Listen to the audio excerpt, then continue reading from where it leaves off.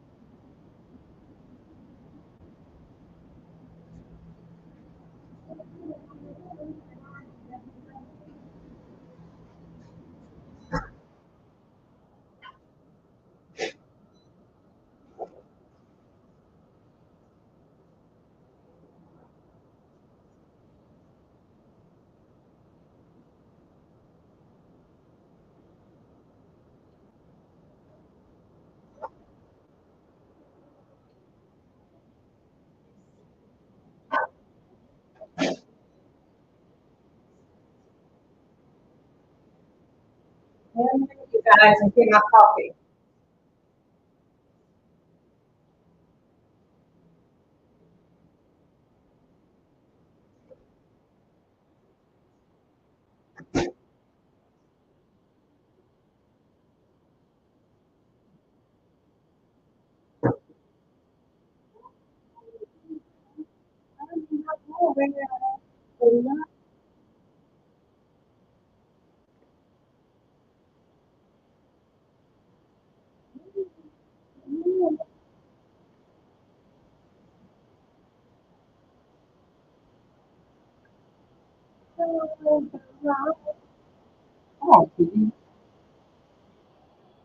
Hey,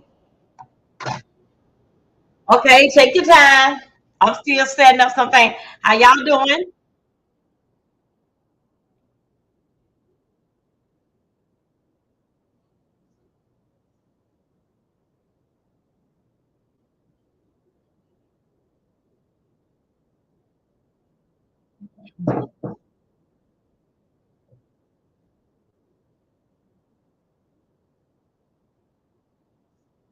Welcome again, everybody. Come through.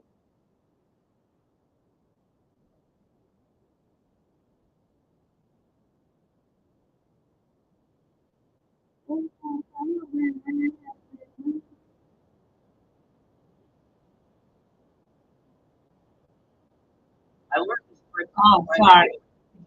Y'all, I got everything on this.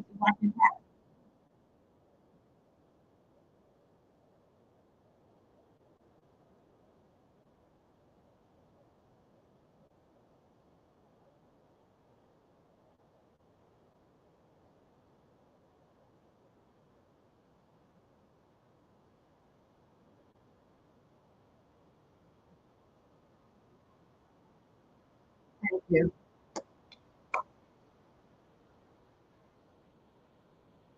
Welcome, you guys.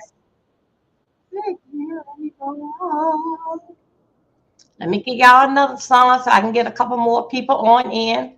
Just just relax, just spend a little time with me. Now I know y'all the name of that song that is called Runaway. Okay? It's called Runaway and it's by Aaron. Wait a minute, hold on. No, I don't want that. Okay. That's by Aaron. Oh, no, it's Aurora. I'm sorry, Aurora. That's who that is for. Now I'm going to let me just give us a little something while we sitting here waiting. What? Why did I put up that? What? Uh-uh.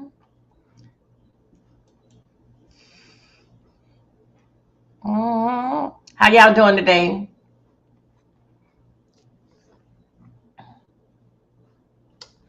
Ah, boy, let me see.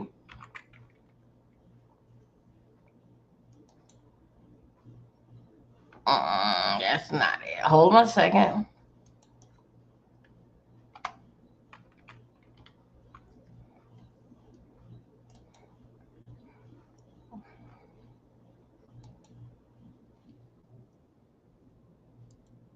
Welcome, you guys. Come through. Twitch. Which Twitch? Which can you drop me? Tell me which one, Adobe Milton, that you want.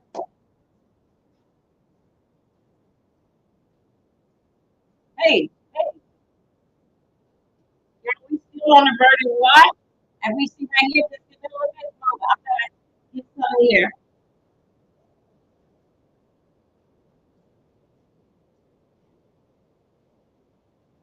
I would have knew that.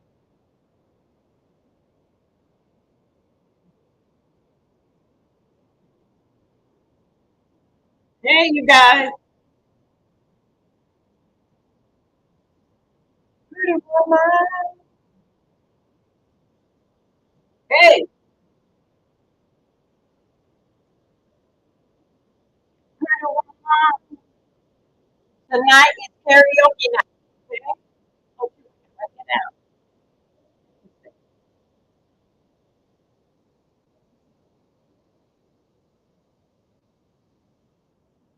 Okay.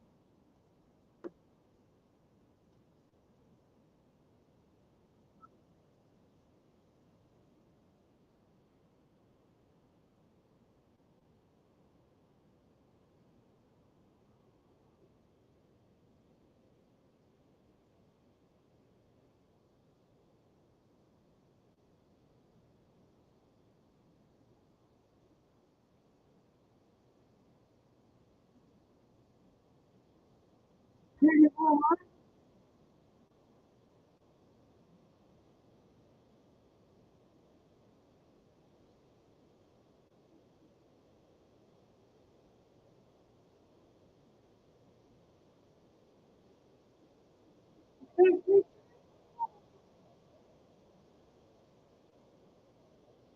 Hey, hey.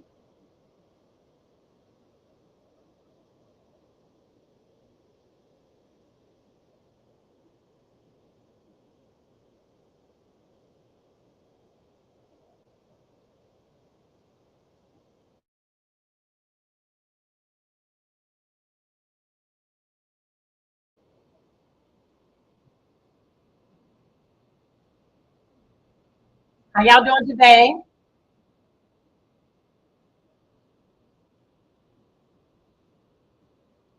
What is that song, y'all?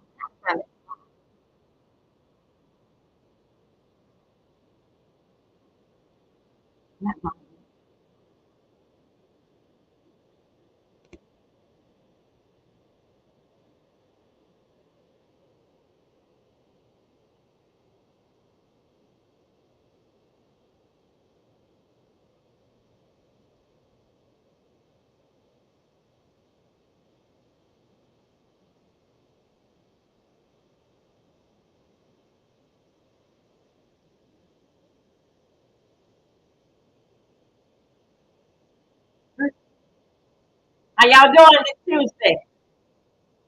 We're gonna talk a little bit and then we're gonna do karaoke tonight. Looking at 7 o'clock, we're gonna do karaoke.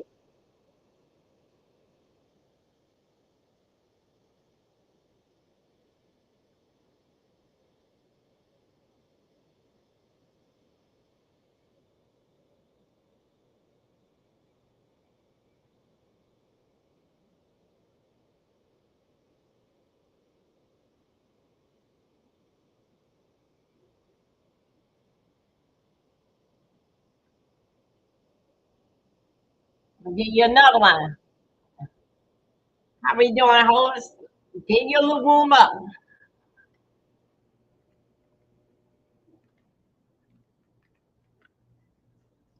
Hold up a second. Okay. Take it back a little bit. Ah, oh, snap. Let me see what.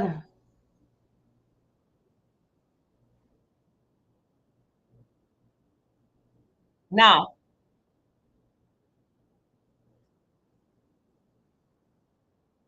I'm looking for a song. How are we doing? Okay, here we go.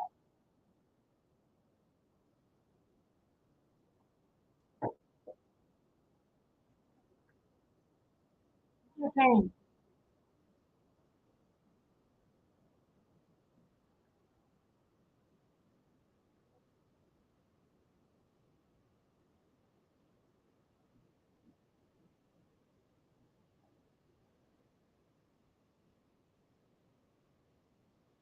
Again. Y'all, karaoke is tonight, 7 o'clock. Only thing will happen if we get laid up if we have a verdict. 7 o'clock karaoke.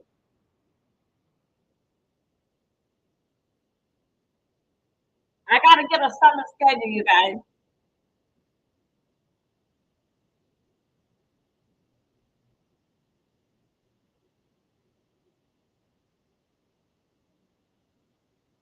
Welcome. Come to Facebook.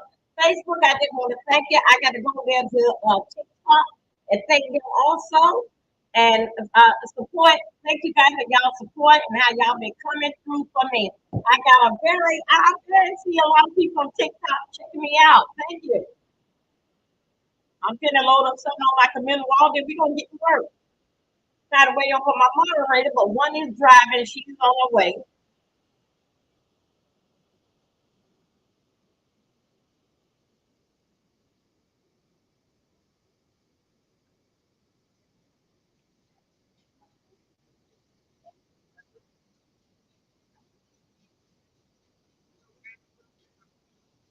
Okay, here we go.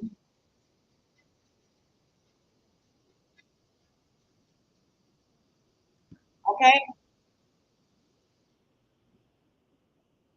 Yeah, man, I gotta put this on.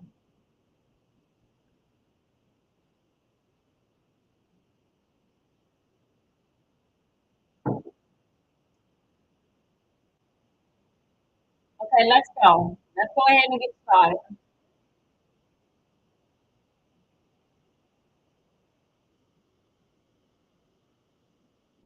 Okay. Welcome everybody. Thank you for coming out with me today. And we on the jury watch with Sean Diddy Combs. We ain't gonna too much get so much on into Sean Diddy Combs because that nothing else we can say or do that basically left up between the Lord, 12 people's in the back. All right. So anyway, that's basically identified with Sean Diddy Combs. Is I'm okay as I'm coming through? Hold on, I'm see that I'm coming through. Y'all, some other thing had no came out here. Y'all, I came in. Hey, Mary, is it a verdict? Not yet. I'm watching. I'm watching. Let me go back over here. Wait a minute. Let me go. Mary's here. Let me get over here. Mary, we still watching the courthouse. We still watching it. Mary, I'm gonna go because of you right here and see if anybody got any different type of story. Okay, but we are here. Mary, have you been getting my stuff over there on Facebook? One day you were going to church. I had said something. Okay, let me go. Tisha Tells is out there saying something. Let me see what she said. She didn't run out there to say something, but that was 13 minutes ago. Let's go, you guys. Let's hear what Tisha Tells. This is just going to be a short one. Identify to what she had to say. We're not going to spend long with her because I don't want to give nobody no more shine than I can give them. Even though it's okay, long that we shout it out. Those of you that know Teacher Tell, go over there and give her a click in the view and let her know that I sent you. Okay, here we go. Let's go into here. This here happened 13 minutes ago. And actually said, guess who I'm not afraid of? Diddy. Hold on a Guess who second. I'm cool with?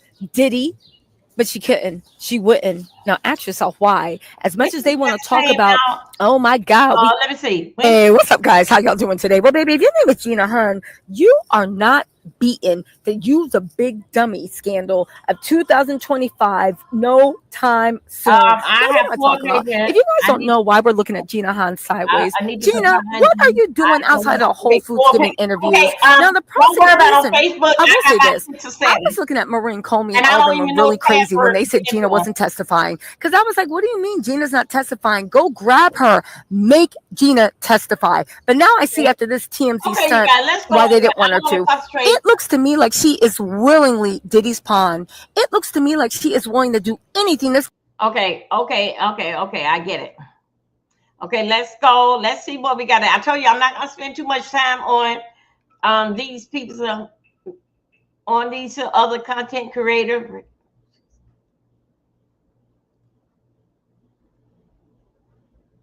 Okay.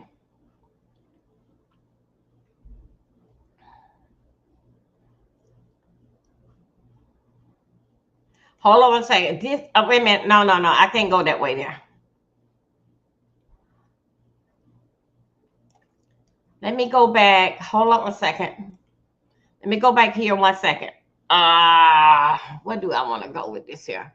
Hold up. I'm gonna go right here. Okay.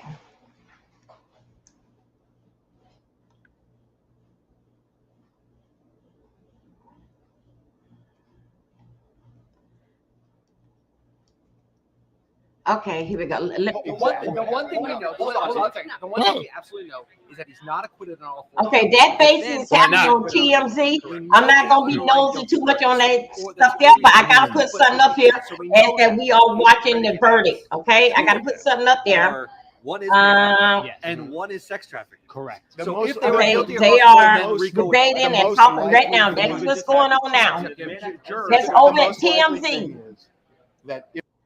That is what's taking place right now over there at TMZ. Based like what they coming up with their theory. Yes, it is waking. Y'all, you know what? It'll be a few minutes. It'll be 5 o'clock. I don't think so. They're gonna pull it today. Allegedly. If they do, they do. Like how the judge said, they can't stay late after 5. And then also the judge has said that I think the judge said they would do it Wednesday, and either Wednesday going to be a half a day. Wait a minute, Thursday the courthouse is closed. Yeah, so I think tomorrow, if they don't get it today, they got a half a day tomorrow. Anyway, how y'all doing? Y'all welcome. Thank you for coming over, spending some time with me. Hold up 1 second, spend some time with me. And I don't see me. Y'all, there's been some strange things going on in here. Y'all, I was out there in the streets last night. As y'all know what I do, I'm covering celebrity and covering news that's going on today. If I have to step out there in the B sector and pull something on in, if my name is mentioned, that's what I would do. Okay. So anyway, but I am from the B sector, but I just got more to offer the people, and they have shows on TikTok, and then also too is show on Facebook. Okay, so thank God that this is what I want to tell you, scooters, that over there on Facebook. I don't know, because I got so many channels. But anyway, somehow or another they got me monetized, and they had congratulated me. Okay, so anyway, I want to thank you. And I was working on it all morning. When I had got off with us, like about 6:15, I worked about 9:30, 10 o'clock. Because I went on to check on see how I was doing Facebook. I don't know where it came from, how it happened, but it happened. Facebook went on here to monetize me, and I'm still trying to get monetized here on YouTube. So shout out to the scooters. It was the scooters. It was such a good. Oh, that's the doggy coming down. I wish that a way that I could do this here and show you guys what I'm about, y'all. Look at these damn, wait a minute, y'all. Let me show you these two girls. You know what I'm saying? They don't took off their bra down there. Hold on a second. Let me get down there to the courthouse. Y'all, I'm with everybody. Let me see. Yeah, they don't went down there, and them girls, I'm subscribed to a whole lot of people. Wait a minute, hold up.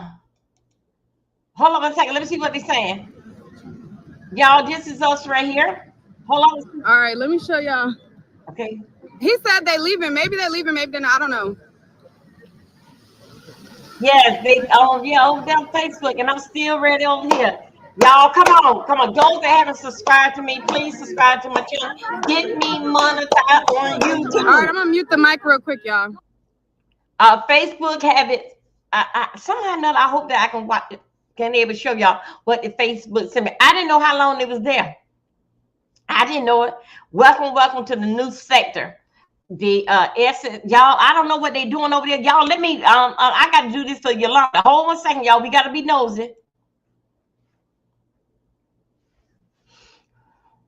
Oh boy, look at the camera, people. My God.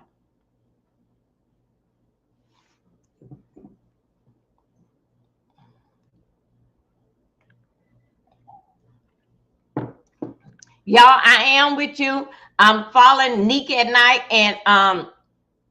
and there's no sounds over there. You guys come through, show support and love. That is all that is based on her channel, y'all, not us.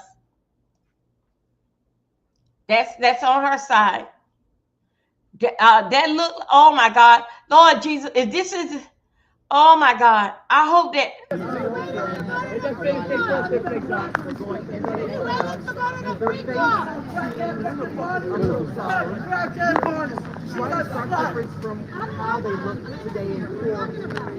Oh, sorry, y'all. I'm sorry it went mute. I said, this is how I look trying to get y'all the shot.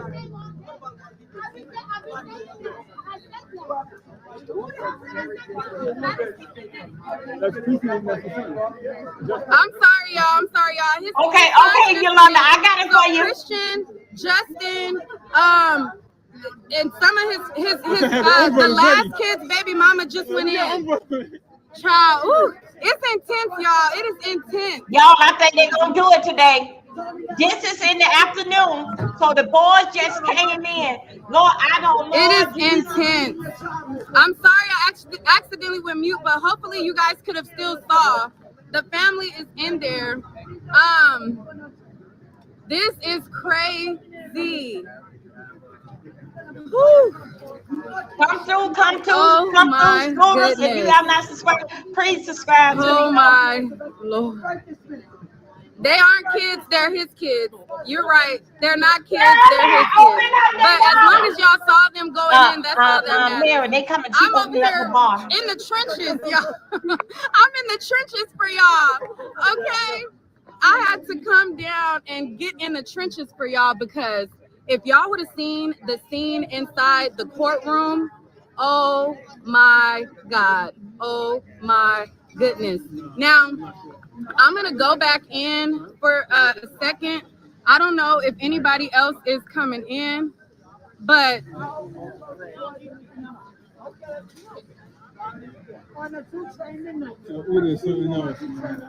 whew. What are y'all predictions? This is a fast verdict. This is a fast verdict. Y'all, the verdict is in. Come on, if the kid, oh Jesus. Oh, come through. It's in, y'all, ladies and gentlemen. The verdict is in. Let me let everybody know.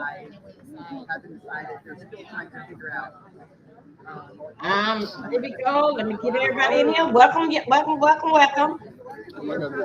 Let me get on Tracy World.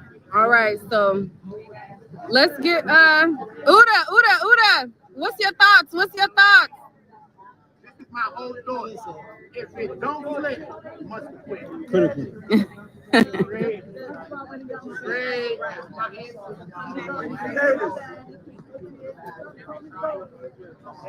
This is Uda, y'all. You know what's going on? We live, man. They reached the verdict. Not the verdict. They still waiting on something. Right. I got one. Right? We out here waiting for the verdict. Let me get my oils right. Yeah, how many oils you got, man? Let me get my consensual oils right. Don't leave home without it. Don't mix it in the pocket with the Astro pot. Can y'all believe that they already reached a verdict on most of the counts except for count 1? And I told y'all from the beginning. I told y'all. Y'all want to argue with me? Child. One thing about it that I knew, or that we still haven't heard the verdict. Let me not. But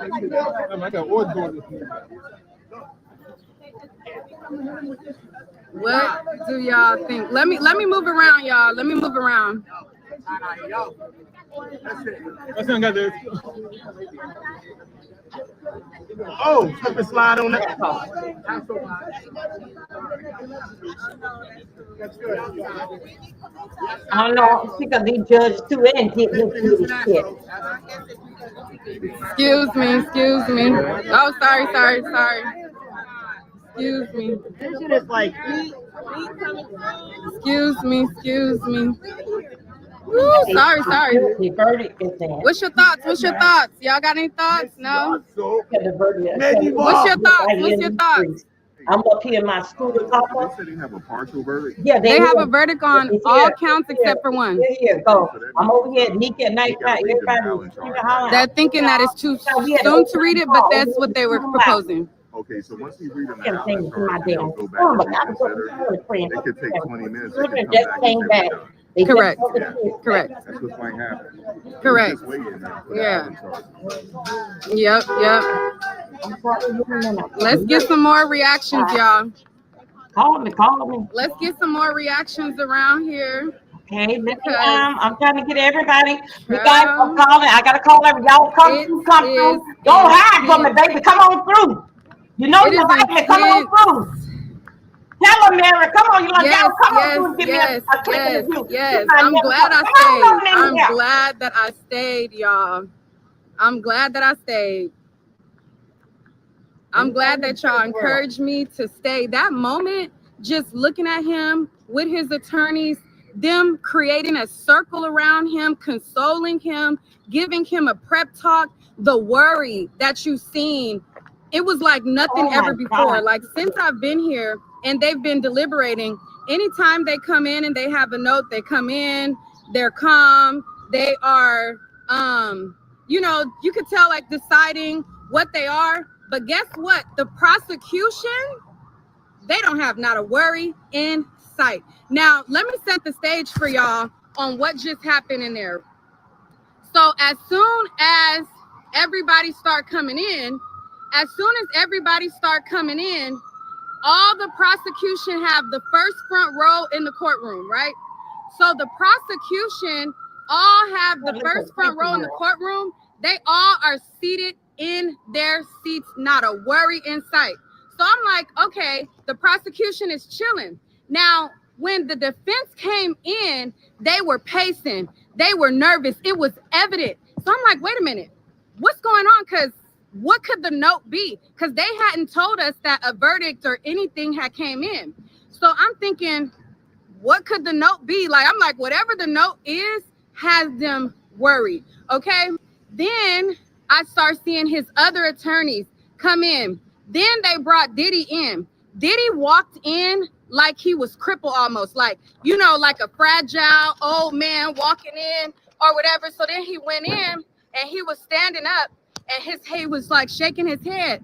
Then he sat down. So we are all inside the room and we're looking like, what's happening? Mind you, nobody told us nothing. So we're just sitting there watching this happen. So then as he goes and he sits down, he just sits in his chair and his head goes down. Like he puts his head down. And then all of his attorneys, they start huddling around him. Like imagine he's sitting in a chair and all of his attorneys I am here. cuddling in, trying to console him. I'm And then I'm he just puts his head letting down. And he starts know shaking his that head and he puts his here. hand in his thing like this. And you can tell, and I'm like, are they praying? At one point, it looked like they might have been praying. I can't really tell what the words they're saying, but it was intense. Okay, so he's sitting there, and you see the sketch artist just going, You see her in the front row. And at the time that this happened, the only person that I can visibly see from his family was his mom. So his mom is sitting there, and she's sitting there, and she's just sitting back or whatever in her seat. His sons or any of the other family were not inside. So as all this going on, the sketch artist is just going, or whatever, and they're huddled. And then at one time you see his attorney like embrace him and put their hand on his shoulder, like trying to console him as this is happening. And the whole time that you can see they look visibly defeated. The prosecution ain't moved a muscle. They have not moved an inch. They sitting in their seat like this. Hey, what's up? Hey, what you think the verdict gonna be? What you think the verdict gonna be? Okay. Hold on, I'm doing a live real quick. All right. So the whole time that his defense team is sitting there and they're nervous. I mean, they're pacing, they're nervous. They're consoling him. The prosecution is sitting in the front row, lined up, all 6 women sitting in their seats with they might as well have sitting crisscross applesauce, sitting there like gangsters. Let me tell you, the prosecution, the whole time they were pacing, they were sitting there like straight up G's, okay? And y'all could tip the bucket, okay? I'm giving y'all an exclusive. At least you could do is like the video, and drop a couple of dollars in the bucket. You know, the tip jar. Send in a super chat, a cash app, or something. That would be greatly appreciated. But what's the prosecution sitting up there like straight up G's? Yeah, they was sitting up there. They was sitting up there like they was happy. You know, they was smiling. I mean, they was nonchalant. They was cool. Like the back is what was worried. Like, what did you see, Nee? I saw worry. I saw them looking stressed. Diddy at one point, we can't tell if he was crying or not, but it looked like he sunk his head in. It was a lot going on. Yeah, so you see how they was huddled like that? They was getting ready to like do another football play or something. Like they was. Yeah, really, they huddled around him. Yeah. Yeah. It's not looking So, good. It's not looking good. So we're out here. So thank you for the super chats. Y'all, I'm keeping y'all on the big screen, but I'm here. Yeah, so we don't know what the complete verdict is. We don't know what the actual charge is, not guilty or guilty. I just know what the defense looked like. I just know how they presented in court. I just know how they presented in court and how they look. It is crazy right now. Uda acting like he don't want to say nothing. I think Uda shook, y'all. I'm shook. Uda is shook. Uda is shook. I'm an Astro slot, son. I'm an Astro slot. I don't know what's going on, man. We waiting. I'm surprised that they're trying to come up with the verdict this fast. Whatever. It's a partial verdict right now. So even if it don't go on right now, it will be going down tomorrow. They already looking like they agree on that of it already. They already One agreed thing. to first 4 counts. Only waiting on one piece. I'm like, yo, this is nasty work. It's good work. I don't know what work it is, but it's some work working. But they did request to get parts of Cassie's testimony and different testimonies. So it shows that they're in there conferring, they're in there doing the knowledge, so they ain't just thinking and talking. They've been focusing on Cassie. And what have I been telling y'all? When it comes to Cassie, y'all over there thinking that I don't know what I'm talking about. Oh, she's biased. I don't have a side when I cover these cases. Y'all gonna learn. I go off of the facts that are presented, what they show in court, what they are alleging. I go off of the facts. Okay? Y'all be acting like y'all don't want to listen to me. Okay, I ain't new to this. I'm true to this. Okay. Now, again, I don't know what all of the charges are, but a lot of the transcripts that they wanted to know was pertaining to Cassie. And my prediction all along has been, when it comes to Cassie, I think it's game over. Okay. Everybody's like, oh no, you don't know what you're talking about. You just want a black man to go down. I said, no, I'm going off of the evidence. Now, again, I don't know if they find him guilty on Cassie or not. Y'all put up a phone over here in the studio. I'm so damn nervous. Y'all, I am here just so y'all know where I'm at. I can come out and have egg on my face and they can say not guilty to all of those things. But I'm just telling you what the setting the stage. It did not look good in there. Okay, I'm sorry. Oh, y'all just saying y'all know that. It did not look Yolanda like it on the big screen.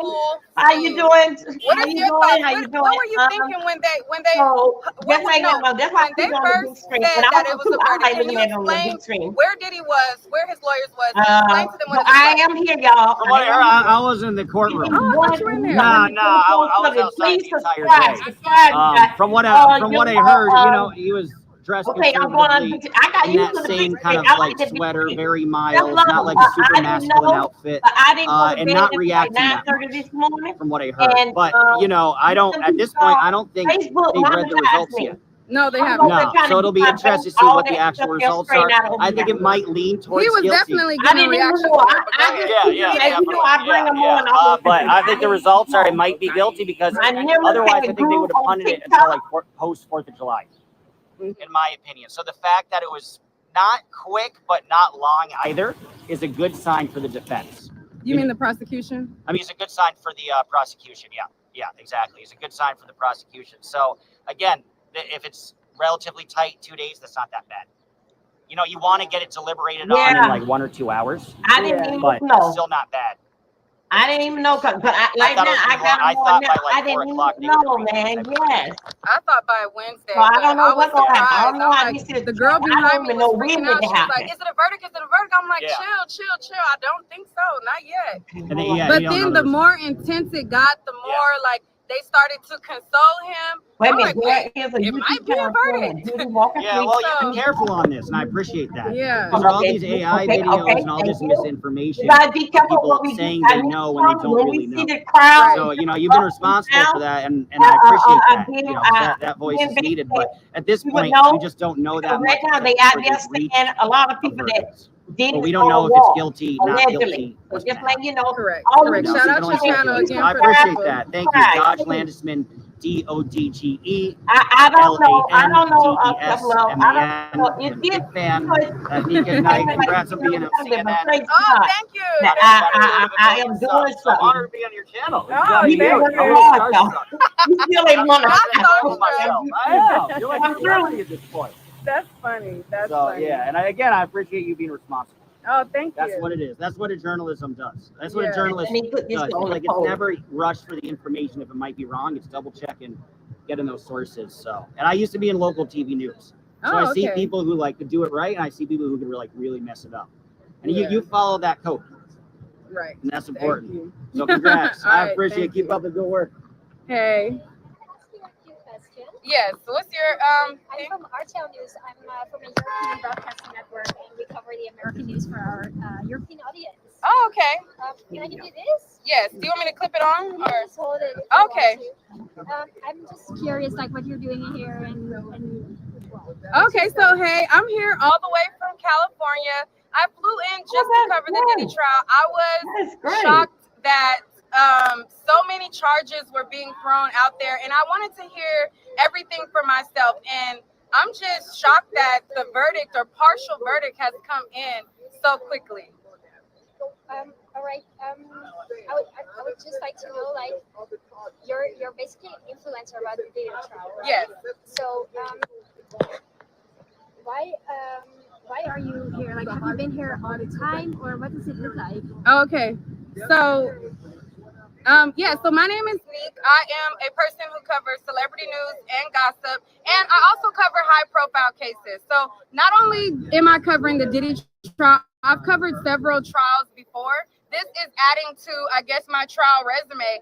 But I'm just here to see the facts for the facts. I like to hear things up close and personal for myself and get a front row view, because a lot of times when you have these trials where there aren't cameras in the courtroom, people have so many different points of views, and a lot of them will spread misinformation. So I'm here to hear the facts for the facts. And have you been here every day? I've been here a large amount, not every day though. But the days that I didn't come, I have the transcript and I read the transcript. And do you also earn money with this? Yes.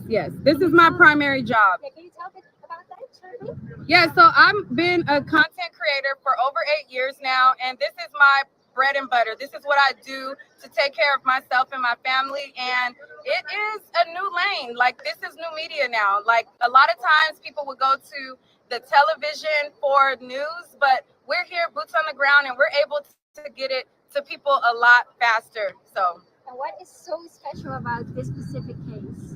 I think that Diddy is somebody that we all grew up on. So a lot of us we grew up on Making the Band, and we grew up on his endeavors. So to see the relationship and how salacious it really was behind the scenes was really a shocker to a lot of people. So I'm here to see the facts.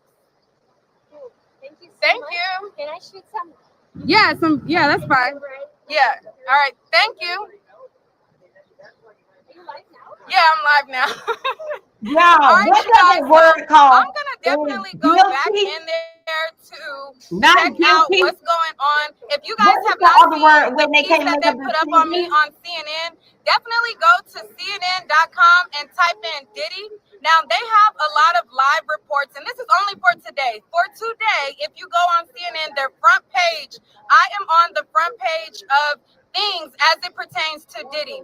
So you type in Diddy's name, and I'm sure I'm gonna get trampled down to the bottom now that the verdict has come in. No, But if you type what is in that word Diddy, called? I'm on the front page of Diddy News, and it's about YouTubers, influencers, live streaming and covering the trial. So definitely check that article out. I'm not gonna stay out here too long because my hair, my leave out is about to be a poof, okay? I don't even have my umbrella out because I'm dedicated to letting y'all know in real time, but it's starting back to come down now, and I gotta get back in there. So shout out to all of you guys. Make sure if you guys are watching and you know what I'm saying, if you ain't got nothing to donate to the stream, just hit the like button, hit the share button. I appreciate it. As soon as I get more information, I'm going to let you guys know if there's a verdict, a full verdict, because right now we have a verdict on 4 counts. If there's a full verdict, I'm going to be right back talking to you guys, interviewing people, talking to people, and finding out what is going on. Somebody said there's a verdict. Yes, on 4 counts, not all. They have not found a verdict on count 1. So, and this is what the fit is looking like, y'all. Okay, I have on a dress. I don't know if y'all can see really well, but I gotta get back in. My leave out is about to get sweated out. Child, makeup about to be running down my face. But I had to come tell y'all first, okay?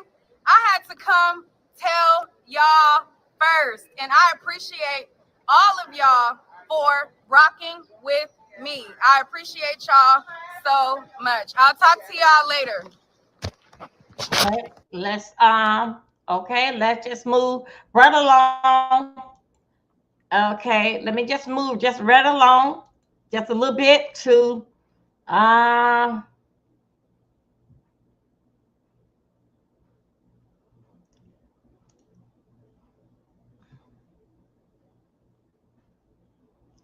okay, let's just hold Okay. So someone told me, no, Sherelle, if they can't agree on the RICO, that doesn't mean it's a mistrial. They can still find him on other things. It just meant that they couldn't come to an agreement on the RICO. So there's still other predicates in the play, which will probably be the Mann Act and trafficking. Let me go over here. Yeah, for sure. Okay, we going over here to trafficking. Hold on. We going over here to Inner City Press. Hold on a second. Let me get him up here. Let's see exactly what's going on. Inner City Press got us a lot of information that we did not know, and he basically helped us carry us through this situation. Okay, now I'm going to put that down, and here's what happened an hour ago. Let me put you on the big screen because that this is how I have to do 40. No, I don't see no 49. No, okay, refer, don't tell. Rush. Okay. Okay, we're gonna go over. Hold on, let me push this up here. Okay, y'all, all this here that we're gonna have to go over. We're gonna read this here. Let's go here. Let me put on the big screen for everybody to see. Okay, come on, girl. Ooh, child, I'm so nervous. Okay, Combs. This has happened 1 hour ago. Combs, Alafilio. That is Combs' lawyer. Combs is Sean. Our preference is that you don't tell them now about Tuesday. This is what Alafilio is saying. That's Sean. That is Diddy's lawyer. The downside is that the jury might feel rushed to reach a verdict to avoid the Thursday issue. Let them debate tomorrow. You could ask at the end. You could ask at the end of tomorrow. Okay, the judge say this was it, so that the defense have no objection to them deliberating on July 3rd. Yeah, July 3rd supposed to be a easy day. This is what I hear. Okay, Alafilio said no objection if they want to. Judge said, okay, let's bring them back. Let's bring them back out our jury. Okay. Okay, here we go. Now I'm right here. I got to read all this here. This pertains to the shade room. The shade room came through and said an hour ago. Here's the breakdown of the count: 2, 3, 4, and 5. Count 1. Rico carried the heaviest penalty. The Rico carried the heavy penalty, up to life in prison. Count 2 and 4 has 15, the minimum. While count 3 and 5 carry up to 10 years. Both sides want the judge to urge to continue deliberating with Combs' team preferred am. Hold on a second, y'all. Don't go nowhere. Hold on a second. Okay, as y'all see, wait a minute, you guys. As y'all see, this is where we are at.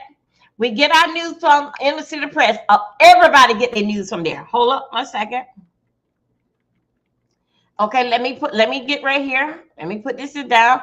Okay, this here says that Sean Combs team prefer an in-person instruction. Okay, now here's the instruction. Let me pull it out because I have to let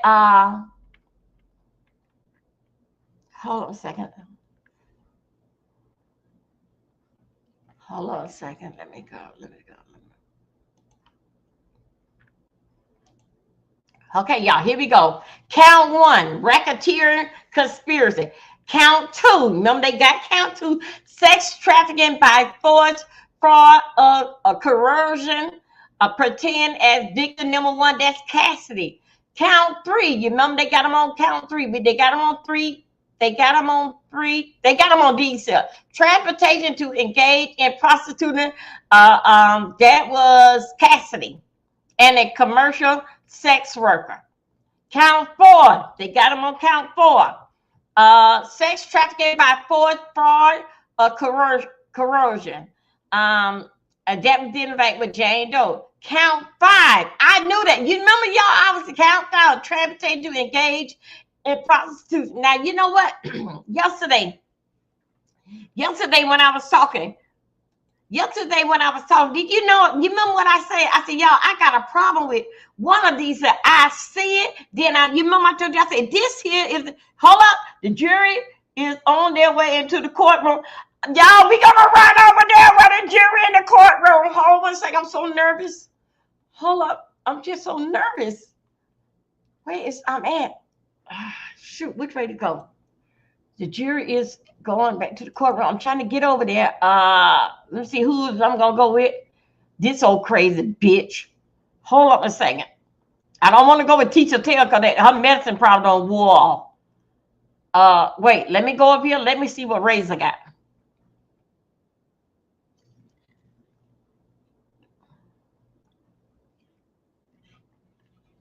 Forget this damn motherfucker.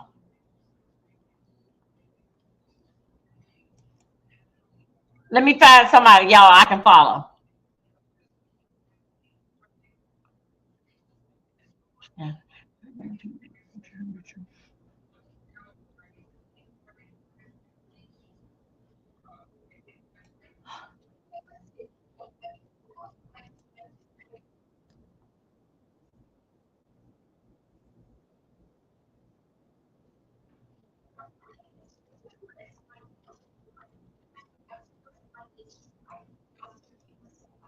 Just say really quickly, Adante called it. Philip Dubé called it. Maybe I called it when I got butterflies to my stomach. This is okay, Mary, I have to read it for you one last time. There is an update. Judge Arun Submaranian says that we have reached a verdict. The jury has reached a verdict on counts 2, 3, 4, and 5, unable to reach a verdict on count 1 as we have jurors on each side. How should we respond? Philip Dubé, I'm going to throw to you right away. What does that mean for count 1? Is that a hung jury? They still don't send to him. No. Yes, absolutely. It means they are deadlocked. They're not unanimous. But under the federal rules of criminal procedure, the court can accept the partial verdict and make them resume deliberations on that outstanding count. And if they still are deadlocked, the court can give them what's called the dynamite charge and basically encourage them to listen to one another, go back, re-review the evidence, don't have fixed views about it, keep an open mind, yada, yada, yada. And if after that they cannot reach a verdict, the court can declare a mistrial on the hung count. And depending on the split, the U.S. Attorney's Office will decide if they will retry him on that count. My gut says that it is guilty on all those counts and they're hung on the RICO charge. Oh, God. Whew, this is heavy. This Okay, Mary, I potential see you. verdict on 4 of the 5 counts. I do have another update before I go to Adante. This is Maureen Comey, Assistant U.S. Attorney. She says, we are preparing a modified Allen charge. Mark Agnifilo says, we propose you tell them to continue deliberating and that you not take the partial verdict. No modified Allen charge. Now, the judge says, would the defense request I bring the jury out to say that? Okay, ongoing. Agnifilo says, after conferring with Combs, he says, yes. So here's what the judge says. He says, okay, email me your proposals, each side. I'll wait. I could give a modified Allen charge, or at some point, I could tell them they could return a partial verdict. Email me, I'll wait. Okay, a lot to digest. Can you explain to me the Allen charge situation, Adante?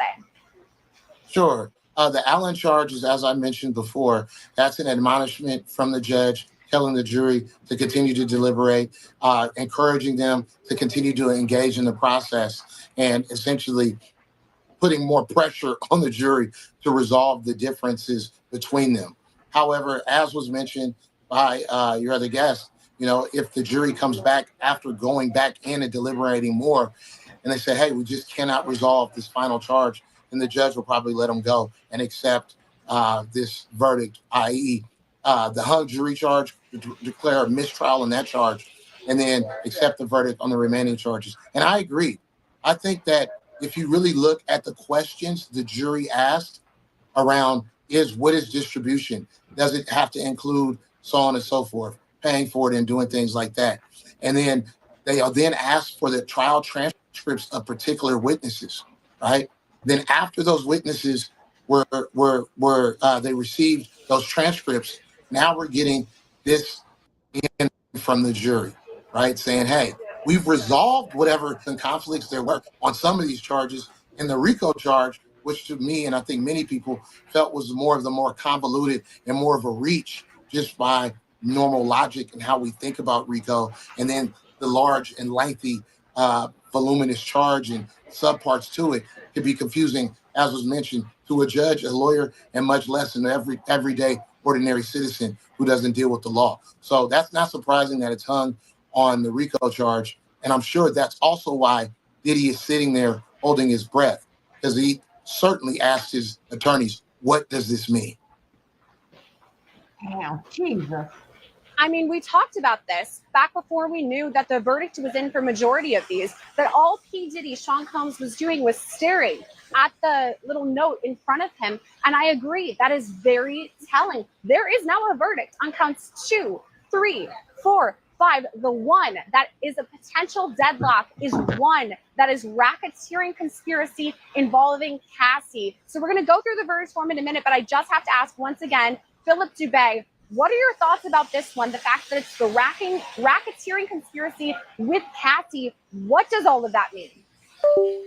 Well, the bottom line is that the prosecution has to prove that he was running an enterprise with a pattern, if you will, of criminality.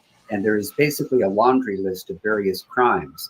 And the jury does not have to be unanimous on those predicate type crimes that were being run under the whole Combs enterprise. They do not even have to agree unanimously, and they don't even have to prove each predicate crime or predicate act beyond a reasonable doubt. And it could be that some of the jurors just feel that none of those predicate acts were effectuated in any way, shape, or form by force, fraud, or coercion. And that is ultimately the heart of it. That's what makes it so criminal. You know, that basically somebody is acting with like a mob boss mentality, forcing people oppressively to work within the organization by force, fraud, or coercion. And it sounds like one or more juror feels that there was no such aspect to it. And that's just a guess. I'm only going by sort of reading the tea leaves, if you will, based on the fact that they have reached a verdict on the subordinate counts. And it remains to be seen if I'm accurate, but that's just a guess. How y'all doing out there? I'm here. And again, let's remind everyone, we know there's a verdict at least partially here. We still don't know what that verdict is. So this is a great time to segue into looking at that verdict form, specifically because Philip was just talking about those predicate charges. So let's bring it up now. I believe that we have it. And let's start with number one, which is debatably right now the most important one that we have. This is racketeering conspiracy. Okay, so right at the top, how do you find the defendant? Not guilty or guilty? This is the question mark right now, because according to the juror note, some think guilty, some think not guilty. That's kind of the split that is happening right now. And this is to the predicate acts that Philip was just talking about there. If and only if you find the defendant guilty of count one, which types of racketeering acts do you unanimously find were involved in the offense? So acts involving kidnapping, which of course would involve Capricorn Clark on the instance when the jewelry went missing and she was allegedly taken to do that lie detector test. Or for instance, when she says she was taken and kidnapped, involved in the Kid Cudi arson, the Porsche blowing up. Is this proven or not proven? Or rather it reads not proved, proved. Acts involving arson. Of course, we're talking about Kid Cudi and the Porsche. Proved, not proved. Acts involving bribery. We're, of course, talking about Eddie Garcia, the Intercontinental video. He testified on the stand talking about $100,000, the cash machine going through and it being counted. Was this bribery? Not proved or proved. Acts involving witness tampering. Not proved, proved. Acts involving forced labor. Not proved, proved. A lot of this is going to, majority of the testimony that we heard throughout all of this, Mia potentially, getting working and not getting paid overtime, but the forced labor also goes to Cassie or Jane. Acts involving sex trafficking. Once again, going to Cassie and Jane. Was this not proved or proved? Acts involving transportation for purposes of prostitution. Not proved, proved. Acts involving drug distribution. Now, if and only if you find the defendant guilty of count one, did the pattern of racketeering activity include sex trafficking of Cassandra Ventura? No or yes? This is the most important one at this time, everyone, because this is the one that the jury may be deadlocked on, cannot agree. After this, it reads, if and only if you find the defendant guilty of one count, did the pattern of racketeering activity include sex trafficking of Jane? No or yes? So, count one right there. Heavy. There's a lot to break down. A lot of those predicate crimes. And this is the question mark, everyone. This is the one where the jurors are seemingly deadlocked at this time. Now on to count two. We're still in the deliberation forms, which, by the way, the rest, there have been a verdict. Unclear what the verdict is. Count two is sex trafficking of Cassandra Ventura. How do you find the defendant? Not guilty or guilty? Pretty straightforward there. The same with count three, the Mann Act, transportation, Cassandra Ventura. How do you find the defendant? Not guilty or guilty? Count four. Now we're moving on to Jane. This is sex trafficking of Jane. How do you find the defendant? Not guilty, guilty? Count five. Mann Act, transportation, Jane. How do you find the defendant? Not guilty or guilty? And once again, all roads lead back to come on, I need 124. Not and I'll be only is that the one that is monetized. perhaps the most difficult to understand, the most complicated, especially when we're going through all of those different predicate crimes, the ones that I just mentioned. We're talking kidnapping, arson, robbery, witness tampering, forced labor, sex trafficking, transportation for purposes of prostitution, and drug distribution. It's the most complicated and the one that people seem to not be able to agree on as far as the jury. I got to toss it back to our guests once again. Dante Pointer, what are you thinking now that I went through and read through each of those predicate crimes? Have your thoughts changed at all?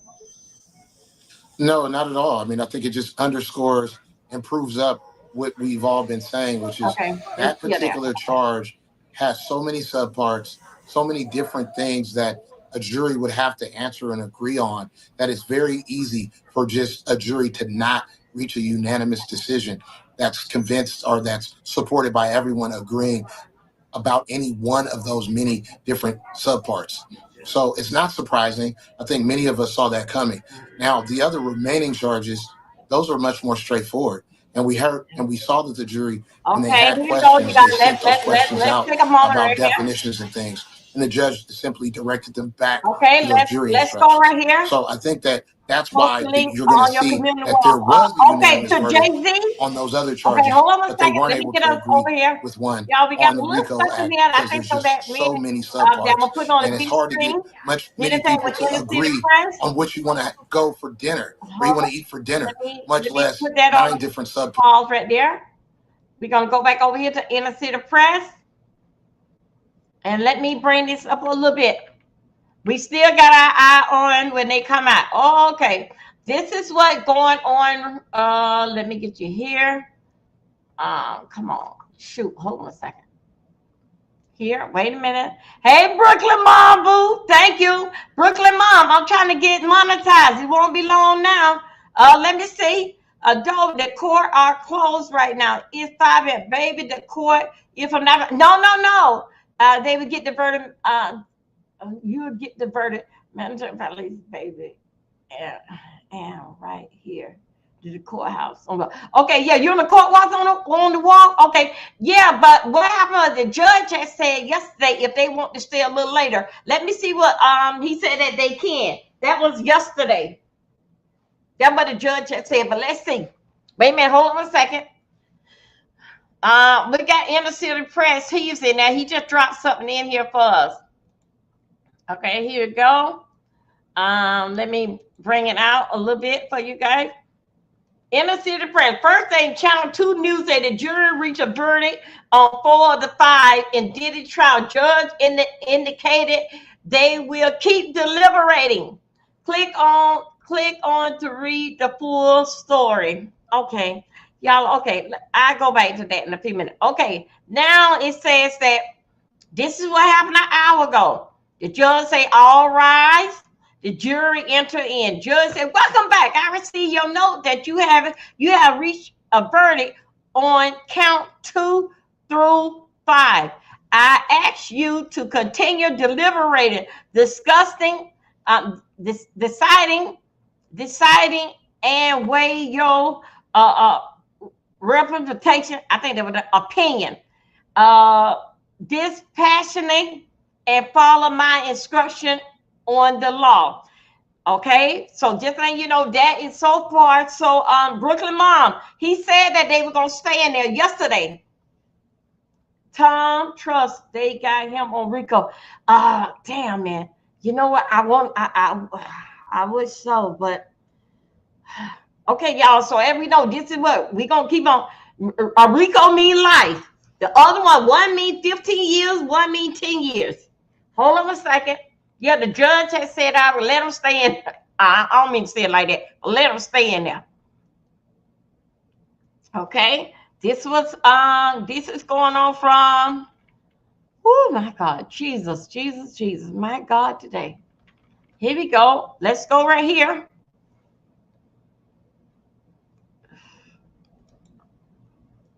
Let me see. I think so I can bring it out now to you. We going right here. Here's what it say. Seem like that they got saying right there is something new came up. Okay, saying the same thing. I don't see what that's saying because that there is in the way. It said the jury had reached a verdict 2, 3, 4, and 5. Judge Anran said he would not take a partial verdict. My God, follow the update on ABC's racketeering conspiracy. Y'all, let's go there. Just what you said, racketeering and conspiracy and the maximum sentence of life in prison. Let's go. Let me pull that up again. Let me pull that up one more again for us. Hold up. I'm gonna pull it up one more again. So we can get, so I don't know. I may have to see Brooklyn Mom in there. If Brooklyn Mom can't do it, then I'm gonna have to get on the scooter copper and on the scooter chopper and get up there. Hold on, let me see. Let me see what racketeering is. Okay. Let me tell you something. Let me tell you about these here celebrities. Jay-Z, y'all ass is coming down. You see that? See, y'all, you know, hey, racketeering. Okay, racketeering. Okay, we got racketeering. And then we got the word conspiracy. Right? Let me write that. C-O-N. Okay. Racketeering, racketeering. Let me see what else that we got right here. Hold on a second. Let me see how we doing. Let me see what y'all doing. It's a lot in raining out here. And it's hot. And say, yeah. Okay. The judge said they ain't going nowhere. I'm gonna do my best. Okay. Racketeering is influence, and corrupt organization act. That's what racketeering stands for. Racketeering conspiracy is a serious charge often brought under the Racketeering Influence and Corrupt Organization Act, involving an agreement between two or more individuals to engage in a pattern of illegal activity. Hold on a second, y'all. Because Chef Love told me to keep the book over here by me. Okay, so I know the meaning of them. Okay, to engage in a pattern of illegal activity, typically for finance gain within the content of a criminal enterprise. Yes, y'all. Oh, damn. Y'all, he did. This is it. It is essential a conspiracy to commit racketeering, meaning the individual agreed to participate in serious illegal activity and part of the organization criminal operation. Y'all, that is true. Y'all, that is true. Now hold 15 years for one, 2, 3, 4. Then he got 10 for the other one. That is wait a minute, hold on a second. That's a total of 50 years without count one. Okay. Y'all, that is true. That is true. KK making the appointments, telling them how to fix up the room. That bullshit with Apofilio. Hold up a damn minute. Hold up. That bullshit with Apofilio. We ain't talking about no damn sex. We know when two people get in the damn bedroom, either they gonna go to sleep or they gonna goddamn fuck. So let's cut that out. You know exactly what it is. Now nobody can help what two people doing in a damn bedroom. They both were willing on to damn do it. Cause other than that, the other will be beating down the damn door to get the hell out of there.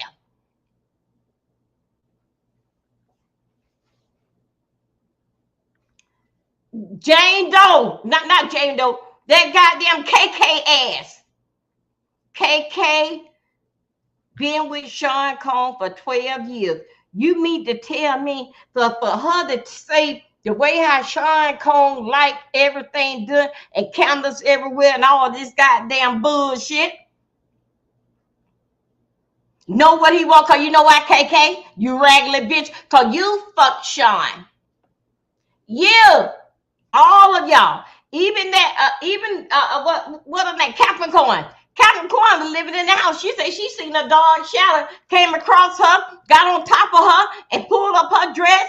Then she was in the office. She was wearing a dress. He went up under that in the office because that's what y'all do. Capricorn, that's why your ass got fired for being damn drunk. Sean didn't care because y'all is the type of thing. Y'all don't have no drug tests in place around there.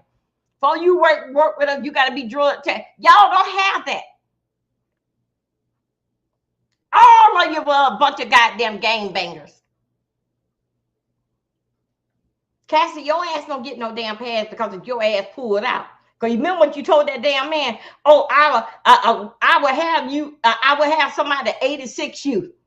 You don't be around there being a damn thug for so long that then you gonna say I won't do it. I know somebody do it. You don't sit your regular ass out. Then you went and told Sean that Sean he got the pictures.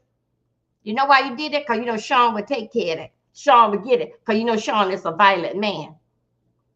I'll make good of your 3 million. Now let me take your 30 million. Now let me tell you something, Cassie. If you have got that as a get back, you're not gonna have it. If you do have it for long, things really not gonna be, because money don't make it. It will make you comfortable, but if you can't smile and enjoy it, What you having it for? Now, I know you was scared to spend any money right now because I seen the apartment. You had them damn sheets up to that damn window.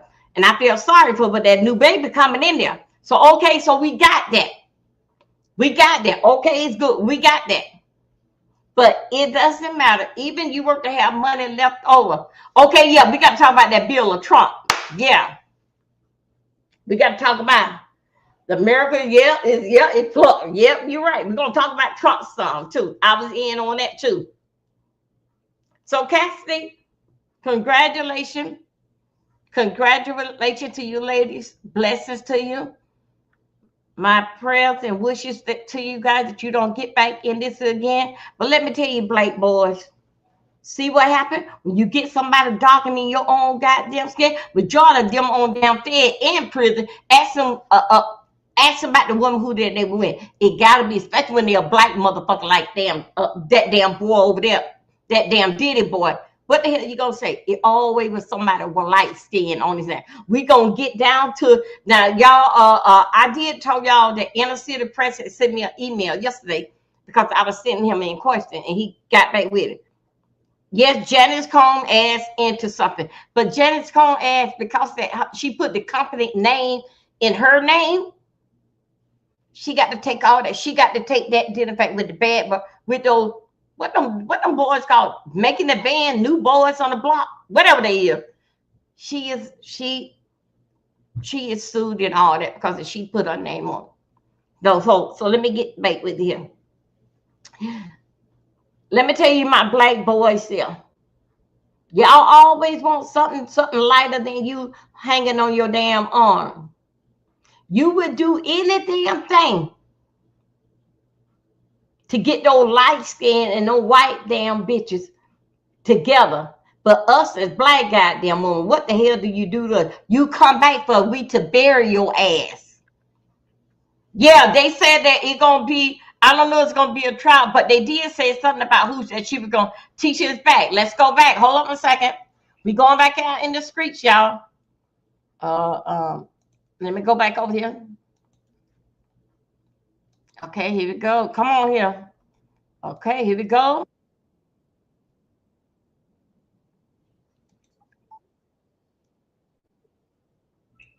I'm coming, y'all.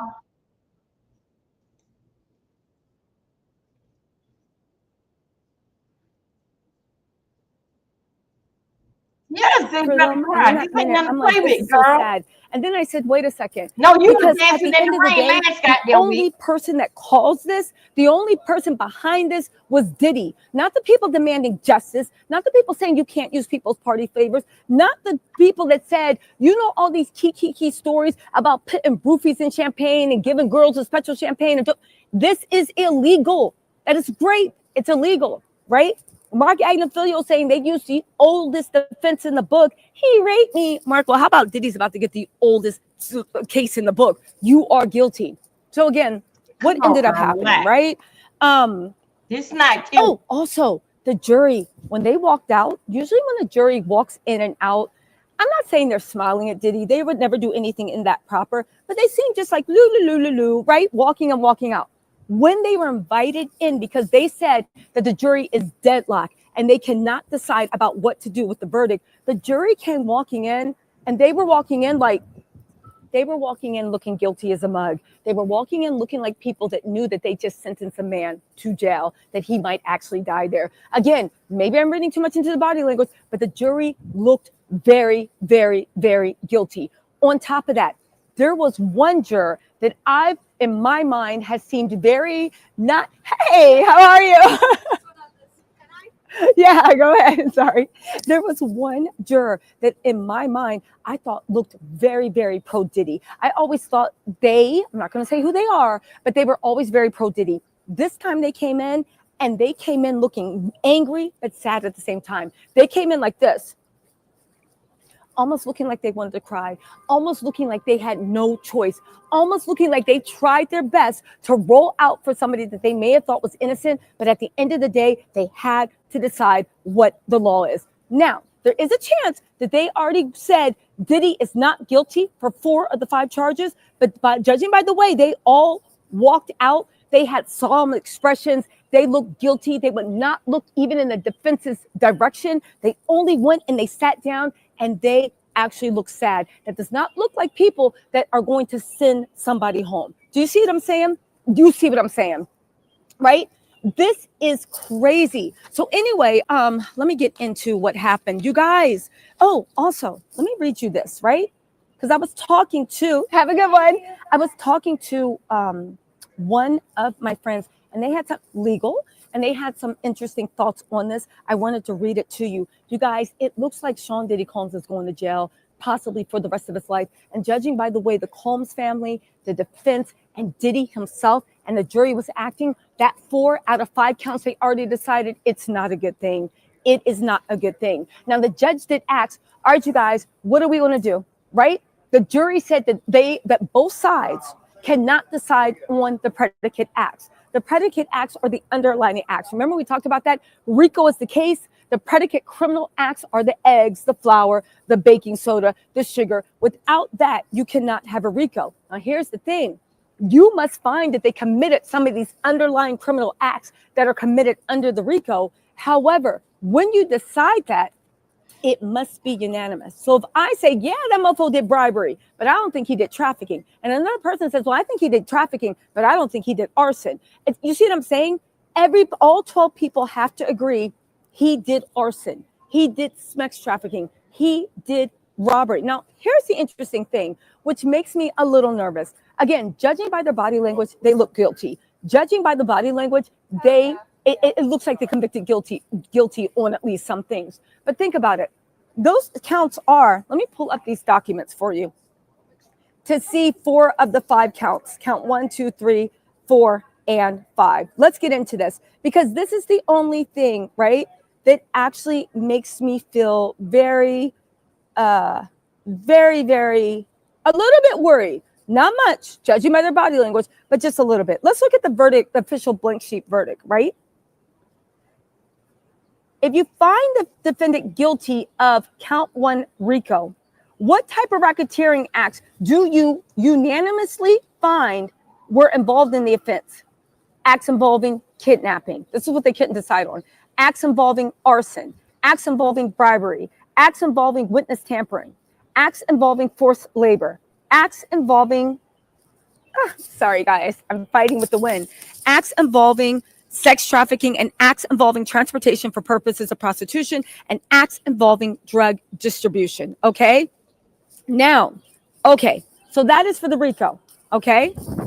And they said that the pattern, and then they said, if and only if you found him guilty of count 1, did the pattern of racketeering activity include sex trafficking of Cassandra Ventura? And did it include sex trafficking of Jane? So what does that mean? The 8 things were RICO. The other 2 things about, do you think they committed sex trafficking for Jane and for Cassie? That is sentence enhancement. So if you found him guilty of that and you said, right, if you found him guilty of that and you actually said, yeah, I did it, we find him guilty of also sex trafficking with the RICO, with Cassie and Jane. That means that when they sentence him for RICO can be 40 years to life. He's obviously going to get closer to life, okay? But there's more. There's more. Count 2. This is what they said they've already decided. Count 2. For sex trafficking of Cassie Ventura, did you find him guilty or not guilty? They have made the decision. Count 3. Mann Act transportation of Cassie Ventura. Do you find him guilty or not guilty? Mann Act, all right? Listen, Mann Act is when you move a prostitute across state lines or internationally, okay? Count 4, sex trafficking of Jane, right? Do you find him guilty or not guilty? Count 5, Mann Act transportation, that's moving a sex worker across either state lines or international. Do you find him guilty or not guilty? Now hear me out, okay? Because we are in the final thing. I just did a live of you guys saying I thought a verdict was going to come out down today. Why? Because Douglas Wigdor was in the courtroom. Why would he be in the courtroom listening to us pass notes unless he wanted to be there to make a statement on behalf of his client, whether he got guilty, his client is Cassie, whether Diddy was found guilty or not guilty, okay? And the whole family around We saw Mama Combs looking distressed, talking to Brian Still and Westmoreland, and they were saying something, and then the kids all started rolling in between 11:30 and 1:30. And when the girl showed up, I said, oh yeah, they think something's about to come down the barrel. Okay. Oddly enough, the jury tried to actually get ahead of that and say, listen, we decided everything else, but we can't decide RICO. Now hey, how are you? Here's the only thing that worries me, and just hear me out, right? It's the only thing that worries me. If they found him guilty of count 2, 3, 4, or 5, that is also guilty of RICO. So I'm wondering how they found this man guilty of counts 2, 3, 4, and 5. But hey, have a good one. I'll see you tomorrow. I'm wondering how they found this man guilty of count 2, 3, or 5, but they didn't find enough for RICO. I believe the bribery is there. I believe the witness tampering is there. I don't know about forced labor. I believe the sex trafficking is one of it. And I believe the drug distribution is one of it. And also involving transportation for purposes of prostitution. I believe that's there too. Hold on, my thing's coming apart. I believe all that's there too. So how could they find him guilty of that, right? All right. How could they find him guilty of all that? But they didn't turn on RICO. There's a chance that they found him not guilty of those 4 out of the 5 charges. There's a chance, because how didn't you get the RICO? But then again, Diddy's demeanor, the people in his family and friends' demeanor. When you look at the jury, the way they came in so guilty, the way you look at the defense and the way they were acting like maybe it came out, or maybe it's distress. I don't know, but it was very, very, very weird. Okay. It was very, very, very weird. Okay. So listen, this is a anonymous tip, if you will. Let me just get into this, right? Because it needs to actually be said, right? Somebody said, I believe the jurors who refused to change stance prior to the judge issuing a new charge is called the Allen charge. And the jurors who laughed or shook their heads along with Mark Agnefilia, they're the ones during Jane's testimony. We all knew Jane was going to, maybe people thought that she was going to hurt the state on the RICO. Listen.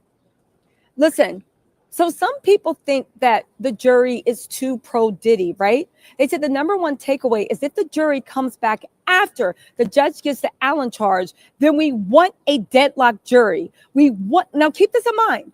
What is an Allen charge? The Allen charge is when you tell the jury, listen, nobody, even if this goes to another jury, nobody is better suited, smarter, better, faster, better, prettier. Like nobody is better than you to decide this case. So please don't think if you kick it down, oh, there's going to be people better. What is the Allen charge? It is meant to encourage them, right? It's meant to encourage them to kind of dig deep and get on their 12 angry men and start arguing back and forth about what's going on. That's what the Allen charge is supposed to do. So listen to this. The number one takeaway is if this jury comes back after the judge gives the Allen charge, and the Allen charge is like, basically, go back in there and decide. You guys are the best people to decide. If you guys don't decide it's going to be a problem, just go back in. They said if they come back after that, then you guys, listen to me. When you say your prayers for tonight, right? I like to give God a, if A, then B, but if B, then C, but if C, then D. I like to give God options just in case he's feeling generous, right? We want a deadlock jury. We want the mistrial to keep Diddy in jail because that is where the defense will get their possible pardon. If the jurors feel pushed into changing minds from not guilty to guilty after the Allen charge is given, that's where they will have their chance to go to Donald Trump and get a freaking pardon because they will say Diddy has been treated unfairly. Now, this is assuming that Donald Trump will even give Diddy a pardon and wasn't just like, being Donald Trump, just talking, right? But that's where they're saying he was treated unfairly. The jurors came back and they said, no, we find him guilty. No, we find him not guilty. And then we were harassed and we were demeaned and all these people said something. And now we were forced to change it to guilty, but we really don't think he's guilty, right? Listen, that's where they will have their chance for a friggin' party, okay? again, just like Wolfette, me and my girl Wolfette was talking, she says, I don't understand, because if they found him guilty of 2 out of the 5 charges, if they found him guilty for 4 out of the 5 charges, then they found him guilty on all the predicate acts. Again, it's very odd, and I'm on pins and needles, but I'm telling you, Diddy was not acting like a man that had gotten not guilty on all those charges. Listen, the jury stayed to send another note, okay? They needed, again, the jury needs to realize that if you convicted already, okay, on just 2 of the 5, then you have a, thank you, then you have a predicate act for charge 1, okay? Again, maybe the feds needs to allow for a partial verdict, because even at max sentence, that is 20 years, and at Diddy's age, that is life, okay? Everybody is hung up on the RICO, okay? We need prayers tonight for those jurors to do the right thing. The ones that are stuck are not going to change their minds, so the judge needs to accept this partial verdict. Maybe, all right? Maybe the judge does need to accept their partial, maybe it does need to accept, and demand, listen, again, maybe the judge needs to demand that they continue with the Allen verdict. The Allen verdict is when they say, no, we can't decide, and they tell you, get back in there and decide, okay? Again, Wolfette would have sequestered themselves, right? I think if the jury was sequestered, it wouldn't have been like this. And I hope in the future the Diddy trial is sequestered. But at this point, is there anybody that can say, unless they're in the Appalachian Mountains, they can say, and even then I'm sure they know, that they can say that they don't know or they do know about the Diddy trial. You guys, this is huge. Again, let's get into this, right? So what actually happened? Hold on. Okay. Diddy seems stressed. There is tension. The kids got called in. All right. Now, when they came out and they said they decided on 4 out of the 5 charges, Diddy put his head down. He rubbed his temples. It was like a bomb went off. Trust me. Again, he could have been found not guilty, but the way the defense was acting, they acted like this was the worst thing that could ever happen in the world. Okay. Hold on a second. What else happened? 1 second. I'm trying to get to the part of my notes. Hold on. I know I have notes. Oh my gosh. What is the notes? Hold on, you guys. I have notes. Okay. Here we go. Okay. I found my notes, okay? Diddy's mom, look, these are my notes, okay? Stream of consciousness. Diddy's mom is in shock. Tinny put her arm around Diddy when it happened, okay? Driscoll and Shapiro looked super stand. Brian still looked worried. Diddy was rubbing his eyes and his head. All of a sudden, the way he had been sitting up high, he looked shrunken. His hands were kind of like not folded, but kind of in his lap, and he was just looking down at him. I think reality came. He was sitting there hunched. He looked smaller, okay? Both sides, when the judge asks, what do you want to do? Do you want to just take the partial verdict and move? Both sides said, absolutely not. Go back and figure it out, okay? They said it is, basically, they felt like it's too late to call a mistrial. Mark Agnifilo was saying it's only been 1 day. They've only deliberated for 12 hours. Why in the world, okay, if they've only deliberated for 12 hours, why would we just let that go, okay? Now, the judge said, okay. Now, I will say one thing. When Janice Combs got up and she was like walking stoically out of the courtroom, it was almost like she was putting one foot in front of the other, okay? I really actually did feel sad, right? Because she's so sad. She's so sad, and she's so small, and she's so old, and she reminds me of my grandmother, right? Her friends rushed out to console her. Okay, they got out and they were walking, and she looked at that thing, how it's like, are you going to fade? Okay. Maureen Comey looked super happy. She was talking to Mark Agnifilo, like, so anyway, like, what are you guys doing? Like, are you guys doing DoorDash? Or do you want to go in? It's like, whatever. And I felt so bad for Janice Combs to be that old, to know that your son's going. But then a part of me said, no, you cannot be weak at a time like this, because who did this? My reporting didn't do this to Diddy. The prosecution didn't do this to Diddy. The witnesses didn't do this to Diddy. The only person that did this to Diddy was Diddy. And if Diddy hadn't laid hands and feet on Jane, and hey, oh, are you closing? Okay, we're gonna move over really quick, right? They're shutting us out. If Diddy hadn't laid hands and feet on Jane, if Diddy hadn't laid hands and feet on Jane, if Diddy hadn't, yeah. Oh, okay, sorry. Oh, it's Univision. You guys say hi. Oh, hi, I know you're from Univision. Hi.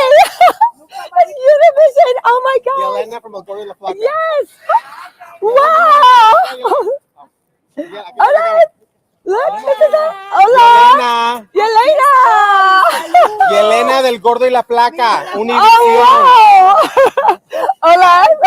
Bye-bye. So anyway, listen. She's a legend. She's a legend. Thank you, baby. Don't worry. Don't worry. I need to get your opinion after everything's done. Okay. Okay. So anyway, listen. We're walking in the rain, but we are doing it. So, right? Oh, look. It's dry over here. I think. Yay. We found a dry space. See? When life gives you lemons, you make lemonade. We found a dry space. Yay.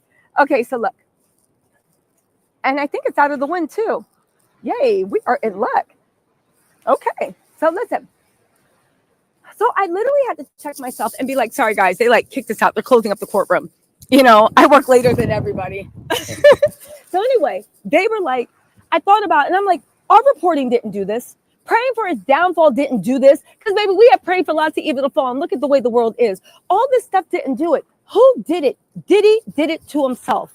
Diddy could have stopped. As a matter of fact, if he hadn't beaten Jane up, and forced her to take that pill and said, you effing or whatever, and set up that freak off against her will, he might not have even been in this situation. He might not have been in this situation, okay? So, to make that clear, oh, I thought that was lightning. That's a flash. I thought it was lightning. Oh, look, people are coming out. There's Diddy's team coming out right there. That's Diddy's lawyers. That's Driscoll Shapiro. And they have a poor intern carrying all the legal stuff. So Diddy's team is coming out, okay? Oh, we're in the perfect space to see all the lawyers come out. I'm gonna keep it angled like that. So when they come out, we'll zoom in on them, all right? Listen, I'm gonna keep it right here. We're seeing the teams walk out, so you guys will be the first to see them leave. If I see Maureen Comey, I'm gonna be like, Maureen, I love you. Okay, so anyway, he did this to himself. So I'm gonna feel a bit sad, okay? The family so sad. The girls run into the courtroom. It looks like they are holding in tears. Westmoreland came and was talking to the girls and trying to explain because they are very young and it's so sad. But who did this to them? Their father. And I refuse to carry the burden, and we shouldn't either. No, because even when Jeffrey Dahmer was in the courtroom, somebody was probably crying over him. When Charles Manson was in the courtroom, there are people crying over him. No, you shouldn't have did it. You want to blame someone? Blame yourself, right? Oddly enough, Misa Hilton was not there. I think she was serious when she said she was there to support Justin. Justin came in with his girlfriend. And I said, Justin has a girlfriend? That's weird. I didn't know that, but I guess, right? Diddy looked stressed. The Combs side looked like they were sitting at a funeral, okay? Westmoreland then went and put an arm around Diddy and was whispering in his ear so close, probably because she didn't want my nosy ass. And when I say me, I mean everybody in the galley to know what she was saying, but she was bringing him in. It looked like she was whispering in his ear, doing what Black women do. It looked like she was trying to uplift him and speak life into him, all right? The kids came in, they were looking so sad. The girls were whispering to themselves, but they looked like they were holding in tears. Christian had his head down in between his legs, just hanging his head down. Again, I wrote, Justin has a girlfriend? That's weird. Didn't know that. Anyway, again, they looked like they had little to no hope because the jury had reached a verdict on 4 of the counts.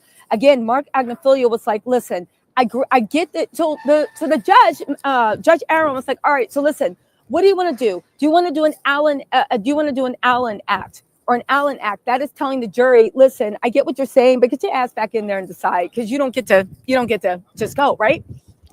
He asked Mark Agnifilo, how do you want to encourage the jury? Because you can't encourage the jury without put your finger on the scale. It has to be very hands off. You cannot influence a jury. That is grounds for appeal. So even when you give instructions, you need to be very, very careful about what you're instructing, right? And he was like, listen, Yana, I don't think, he's like, what's your instruction? And then he looked at Mark Agnifilio's suggested instruction. He was like, this is no instruction. And Mark Agnifilio was like, listen, Yana, this jury has been deliberating for 12, maybe 10 hours, all right? I don't know. I put nothing extra because I don't know that they need anything extra. They are moving through this material incredibly fast. They are moving. They understand this. This is actually unprecedented, Your Honor. This is unheard of. It's not much I instructed they do because they don't need much. This isn't like shorter trials where they can't decide on like most of the acts. This is an incredibly complicated case. And the fact that they've gotten through all this material in 12, maybe 14 hours, no, you guys, we have, listen, so then what's his name?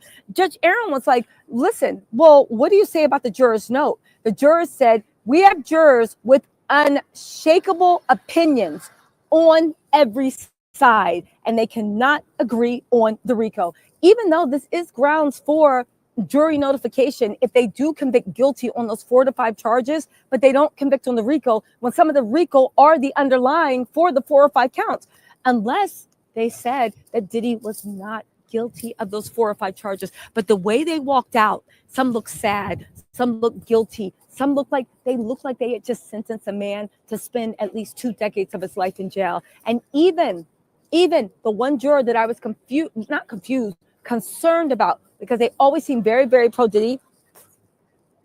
Pollen. They always seem very, very pro Diddy. They were even like, they went like this to Mark Agnifilio when he was telling his jokes.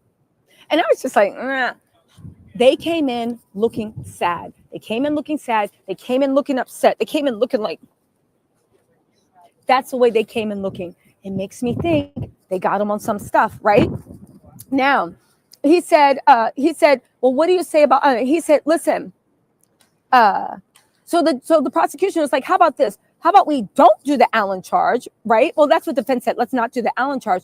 And the prosecution reminded them that the prosecution said, listen, why don't we do something to remind the jury what deliberation entails, right? They both asked that they keep deliberating, right? And they said, look at the lines 58 to 50, page 58 and 59 of the jury charge, and look at that and come back. Let's go into page 58 and 59 of the jury charge, right? Where is it? Listen. Hold on, guys. And don't forget, if they do not come to a conclusion, right? Hey, see ya! Bye. So, bye. So listen, also, if they do not come to a conclusion on count 1, they're going to retry Diddy only on count 1. So it's not over either way. But let's get into page 58 and 59 because I actually have the jury charge instructions with me. And if you guys will just stick with me, we will get to 58 and 59. 58 to 59, line 11 to line 2, and disregard line 17 and 18. Okay, here's what the judge decided to read back to the jury, okay? Because they said you're going back in there. Line 11. If your duty as jurors to consult with one another and to deliberate with a view to reaching an agreement. It is your duty as jurors to consult with one another and to deliberate with a view to reaching an agreement. Each of you must decide the case for himself or herself, but you should do so only after a consideration of the case with your fellow jurors, and you should not hesitate to change an opinion when convinced that it is erroneous. Discuss and weigh your respective opinions dispassionately, without regard to sympathy, without regard to prejudice or favor for either party, and follow my instructions on the law. When you are deliberating, all 12 jurors must be present in the jury room. If a juror is absent, you must stop deliberations. That's what he says every day, so we can disregard that. Again, your verdict must be unanimous. but you are not bound to surrender your honest convictions concerning the effect or weight of the evidence for the mere purpose of returning a verdict or solely because of the opinion of other jurors.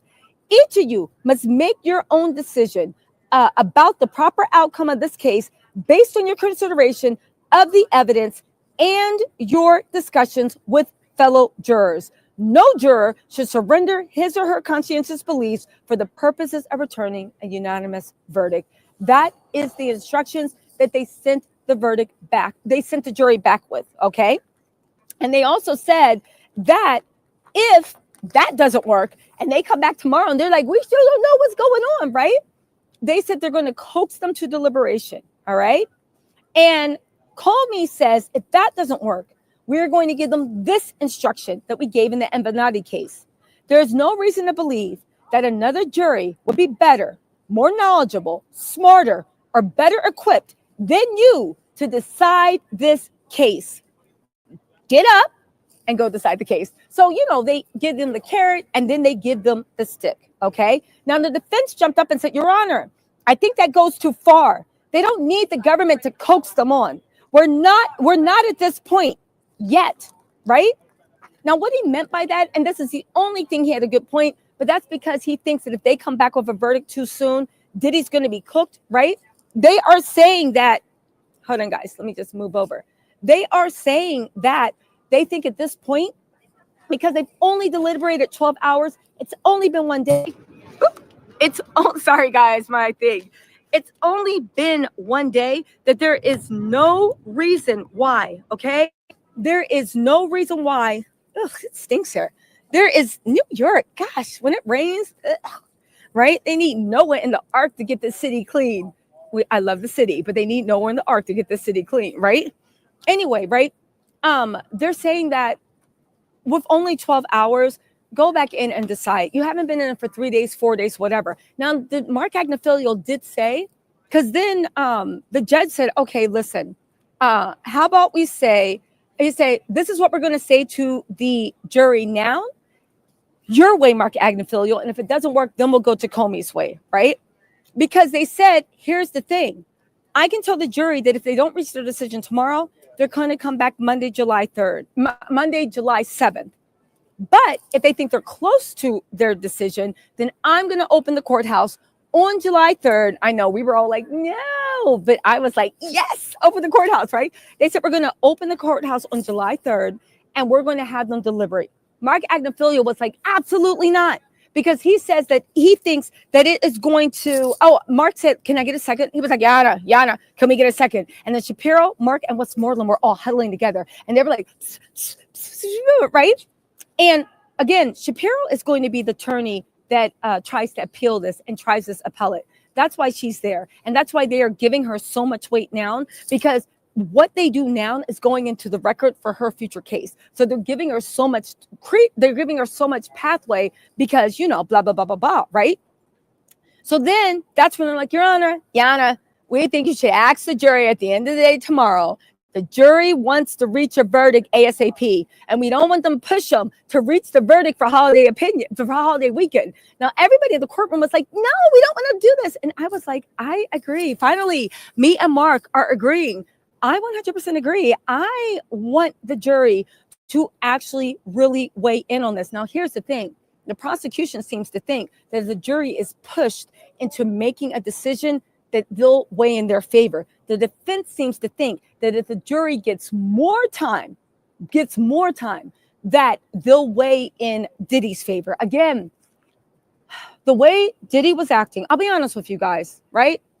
The way Diddy was acting, the way jury body language, the way the defense was acting, the way the family was acting, the way everybody on the defense side was acting in every possible side, plus the jurors, it looked like they had convicted Diddy on at least 2 of the 5 counts, maybe Cassie. Even if you got away with Jane, you got convicted with Cassie. That Cassie stuff, I think, is at least 20 to 40 years, okay? Even if you did that, that means that there's no way that you wouldn't find that under RICO too, okay? However, there is a universe where they found him not guilty of 4 out of the 5 counts, and the only thing they can't decide on is if he's guilty on RICO. Judging by the way they were acting, I didn't see it. Judging by their body language, I don't see it. Judging by everything, I don't see it. But there is a universe, okay? There is a universe. Now, listen, they said, and again, Diddy looked defeated. He was not interacting. When the jury came out, usually he tries to look over. You know, he doesn't smile, but he tries to look over like this. So here's where Diddy's sitting, and the jury is like right here. So he'll be looking over, and he tries to act like he's looking at his attorneys, but his attorneys are right here in his eyesight, and the jury's over here. And he'll be like,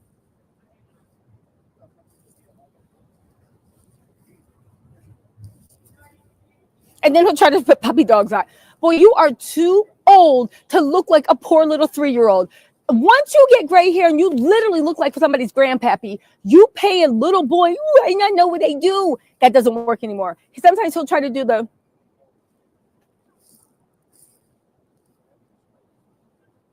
that's what he does. He tries to make, or, you know, he tries to make some type of contact with the jury to make them feel sorry for him, to look stern. Today, he's usually sitting up tall and like acting like he's commanding stuff.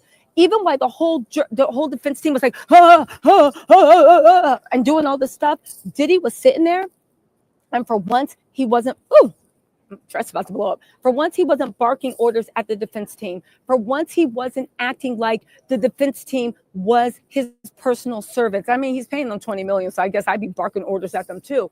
He just sat there, literally just sat there, shoulders slumped, hands kind of like in his lap, and just looking down. He didn't pass a note. He didn't have nothing to say. He was just looking down like, damn. And you know what I will say? I hate suspense. I hate suspense. And I literally said, Diddy must be on hell on earth right now. Why? Because there's a real chance, judging by all the actual things, that you're guilty for 4 of the 5. They found you guilty for at least 2 of the 5 counts. Maybe not Jane, but at least 2 of those 5 counts. They found you guilty. And all you can do is sit there and let your stomach turn and feel sick and disgusted and worried and scared and angry all at the same time. And you can't lash out. You can't hit anybody. You can't have a freak off. You can't drug anybody. You can't tell anybody you're not going to pay their rent. You can't do any of the ways you use to blow off steam and have hotel nights and cripple someone. You have to sit there and you have to take it. Just like you made Cassie and Jane and every other person sit there and take it. And he had to sit there and take it and know that his fate was that he had no control, that everything about his life, even down to where his body is going to be for the next 20 years, is completely taken away from him. And in that point, I said, this is divine justice. Diddy getting locked up is divine justice. It's too powerful. It's too strong. And you have no choice. You have no choice, and you must take it. And he looked like he was sick because for the first time in a long time in his life, probably back to when he was a kid, and that original trauma, because you can't tell me these freak off fantasies are not some weird trauma. Back to when you was maybe a kid, when you were literally felt so powerless, so abused, so disrespected, that trauma went. You are now 65 years old in the place that you swore you would never be again. There was an interesting interview that I think Diddy did for like VH1 or something, right? VH1, maybe it was Entertainment, Access Hollywood, something like that, where Diddy talked about where he grew up. He said he grew up in places with roaches everywhere. It was poverty, abject, really, really dirty. And he said growing up, that was his thing, where I think I was talking to Shadi, and she was like, I literally went, hey, what's up? Yeah, go ahead. Oh, wait, Migo was aside? Boo, hold on. I have to get off of, do I have to go in the street? Oh, okay. Oh, okay. Thank you. Okay, so the U.S. Marshals were saying I was too close to the building. You know, they keep their security things, okay, right? But let me just get back. I was talking to Shady, right? And she said there was an interview that Diddy did. I looked it up in this event where he literally said he grew up around where the rats and roaches were. He grew up in a place where he felt completely powerless. He grew up in poverty and this and that. And he said in his life, he said, I'm never going to let this happen again. I'm going to work hard, and I'm never going to be this out of control. I'm never going to be in this poor. I'm never going to be in a situation where I'm sitting there in a room while roaches are crawling by. And isn't it weird that self-fulfilling prophecy, that when you don't heal what's wrong in you, he now 60 years later, maybe, well, how old is he? 55, 65? I don't know. How old is Diddy? It don't matter. 45 years later, right? Assuming he was 10, he now, through his own self-fulfilling prophecy, is in a room with rats and roaches around him. He is now powerless. He has no control. He doesn't know. And it was all from his choices. He was given a gift. Okay? He was given a gift. He knew how to motivate people, excite people, make people feel wonderful about themselves. He knew how to shine the sun on people. He was gifted with the ability to be the sun. And instead, he chose, and instead of using that to pour into people, to uplift people, to help people, to bring joy into people's lives, he decided to use that power to fulfill his sick fantasies. He decided that power to turn the sun on when he felt like it, to use it as an on-off switch. That gift, use it as an on-off switch to truly, truly, truly destroy everything. To truly destroy everything, okay? And to be disgusting. He had a gift that he could have used and made him richer than he ever dreamed, made him happier than he ever dreamed, just by turning the sun on in people's lives. But instead, he chose to use that to be an absolutely creepazoid. And as I sat there in the courtroom, hold on, y'all. Is that better? As I sat there, let me see if I can find the thing. As I sat there in the courtroom and I looked at his kids, and I looked at his kids, and I looked at his mom, and I looked at the way their hearts and their lives will never be the same, and it was crumbling away. And I felt guilty, and I literally had to remember what my mom always told me. This is not our burden to carry. Diddy did this. Diddy did this to himself. And when Diddy thought he got away with it, he continued to do it. So what do you want? He continued to do that. You guys, the jury then came back out. They got sent back to deliberate some more. And then they sent a letter out. They sent a letter out to another letter out saying, yeah, listen, this has been real, but we got to go home. Like, we will talk to you later. And the judge dismissed them for the day. The judge dismissed them for the day, which means that we are getting a verdict one way or the other. We are getting a verdict one way or the other on the Diddy trial. We are getting it tomorrow. Okay. Now, again, this could go all the way to July 3rd. This could go to Monday, but it looks like we are getting a verdict on the Diddy trial tomorrow. And let me just say, right? Let me just say, the energy and the emotion that was flying around that courtroom, the raw emotion, and the fact that you had to sit there seeing Diddy sit there, finally feeling the weight of his actions, finally feeling something close to regret. But here's the thing. I don't think somebody sitting sad for a day is regret.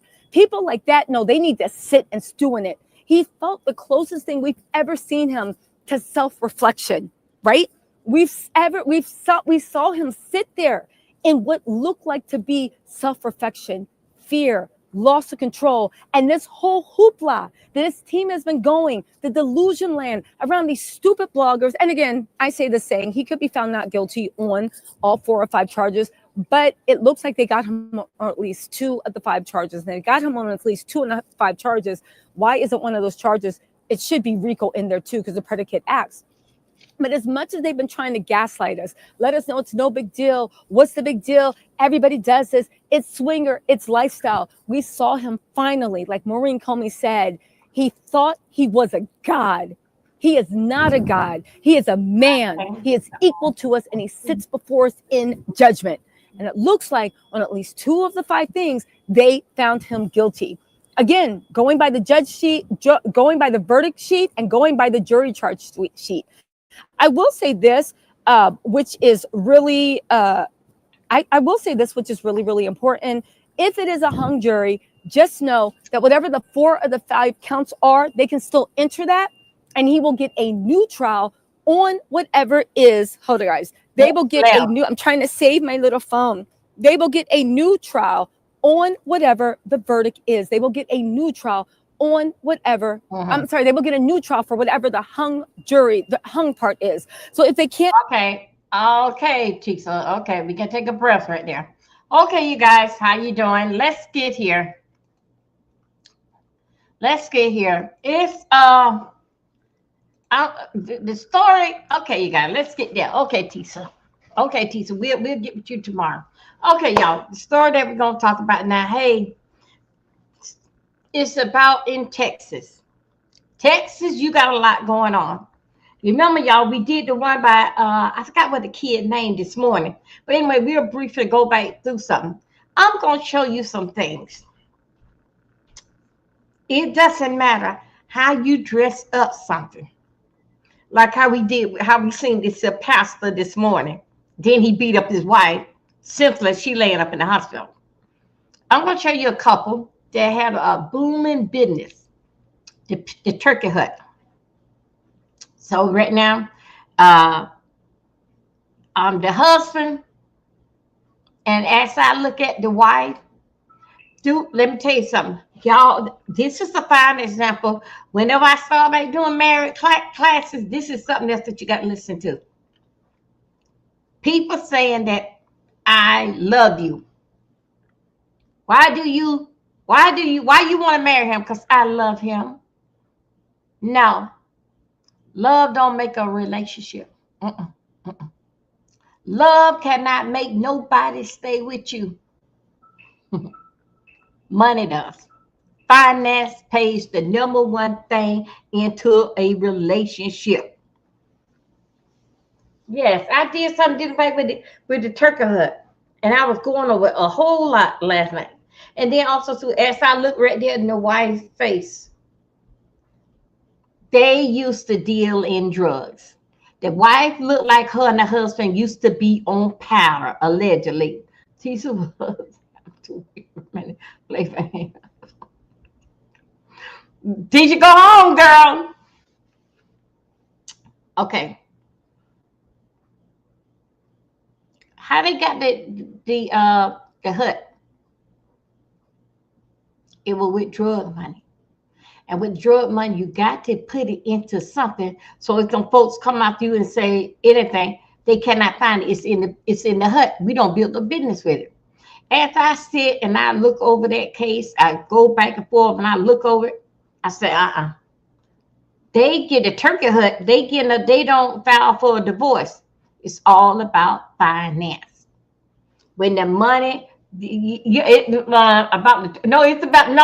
turkey wing hut. That's what they call it. I thought it was, when I seen it, was I don't know. Turkey wing. It's over there in Texas. Now I'm going to show you. I want y'all to pay close attention to these articles that I show you. First thing that I want y'all to know tonight, they started in 2015. They only last for 10 years. Okay? Y'all, I'm telling you, in order for to start a business, you had to be working for somewhere or somebody don't died or something don't gave you money to start it. Okay? So looking at them at their age, wait a damn minute here. And how they said they got it from the ground. What job you were working on that you got it from the job? Y'all put pennies together and y'all stayed in a efficiency of one room till y'all get the turkey hut. I smell bullshit. Yes, they did. Along the way. Let's look at the turkey hut. How y'all doing today? Let's go here. We're going to look at the turkey hut. Let me see.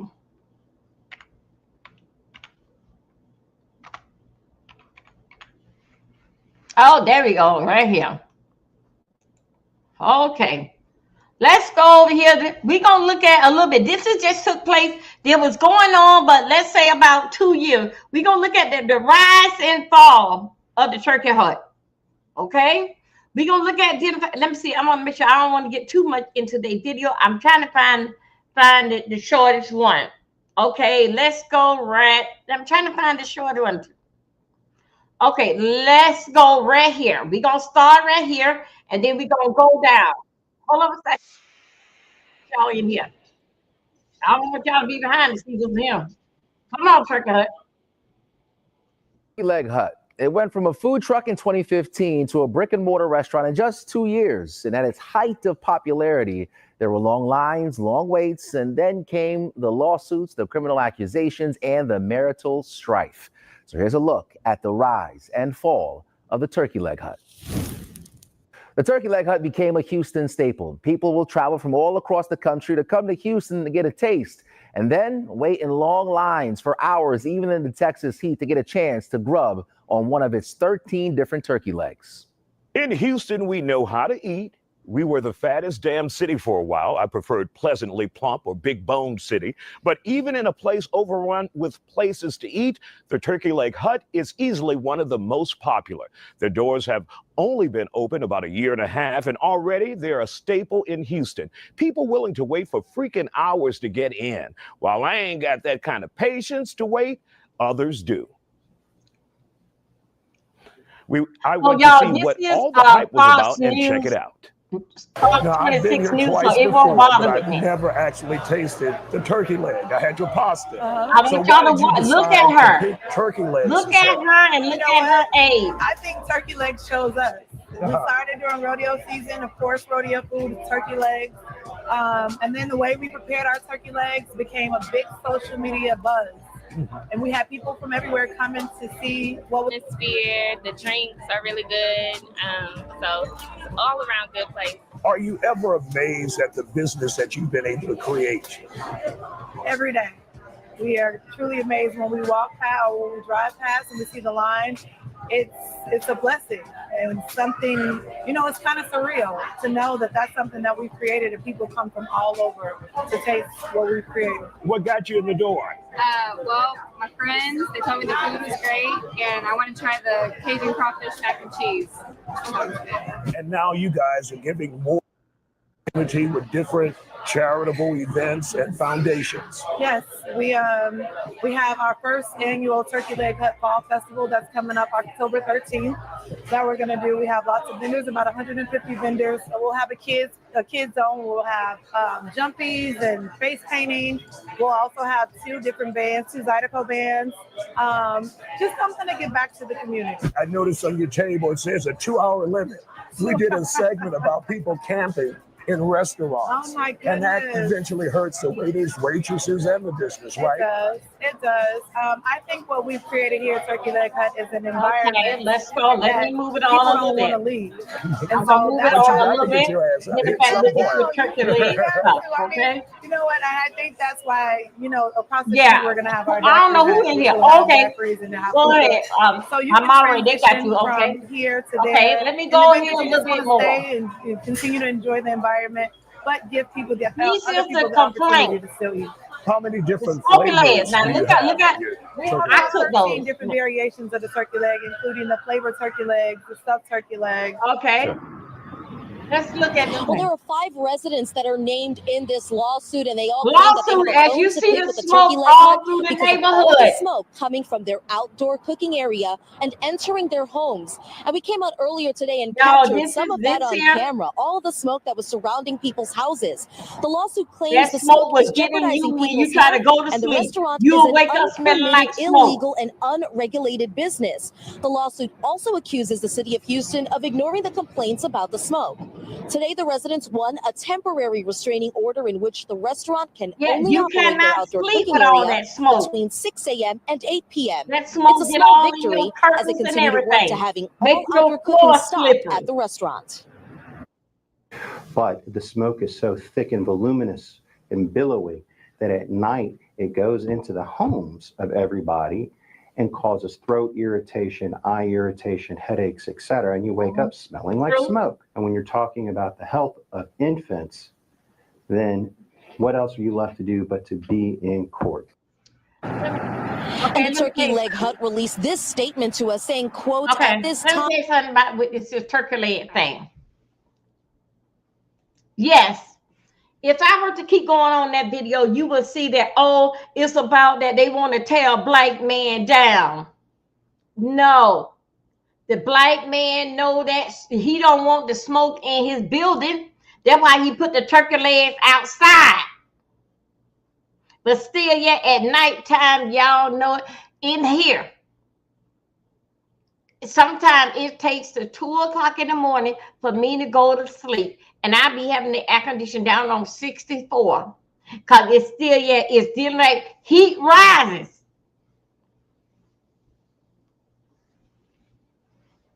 Then about the time I get cool, it be 4:30 in the morning for me to get back up and do it. So I might as well just stay up.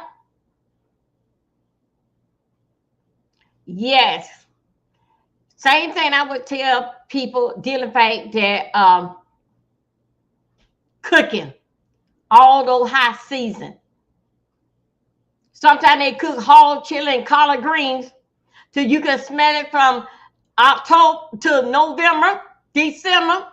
Still yet. Here we come Valentine's Day, the smell still in the house. Here we come Easter, gonna do it all over again. The smell still in the house. Ain't took down the curtains or nothing. Y'all, when that smoke and that smell come, sometimes y'all, you gotta understand, y'all got to take what it is. That smoke will make your carpet sticky.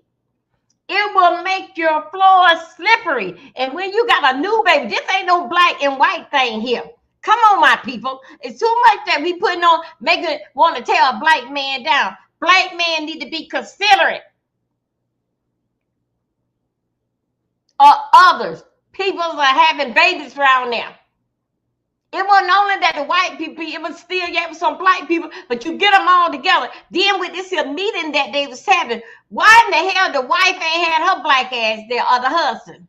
Because you know what? Because they don't give a damn. I'm about that damn money.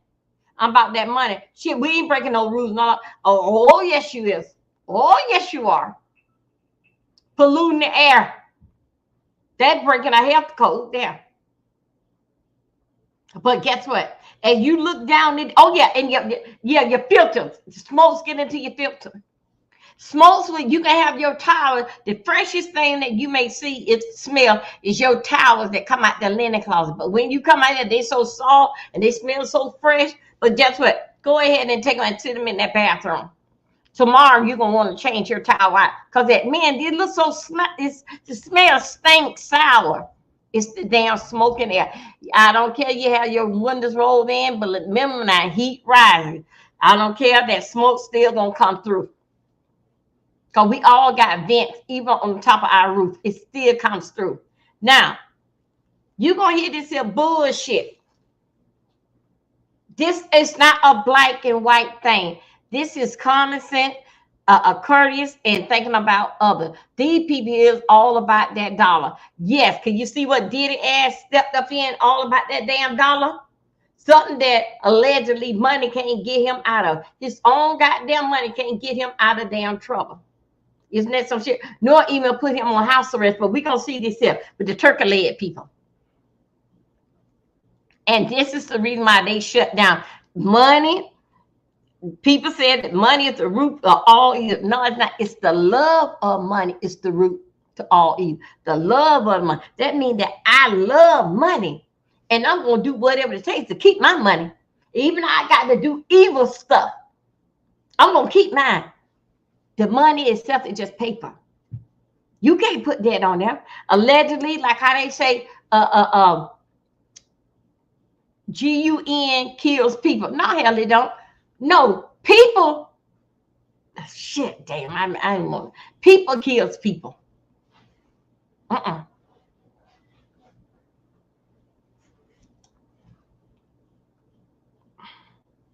Turkey leg should be shut down.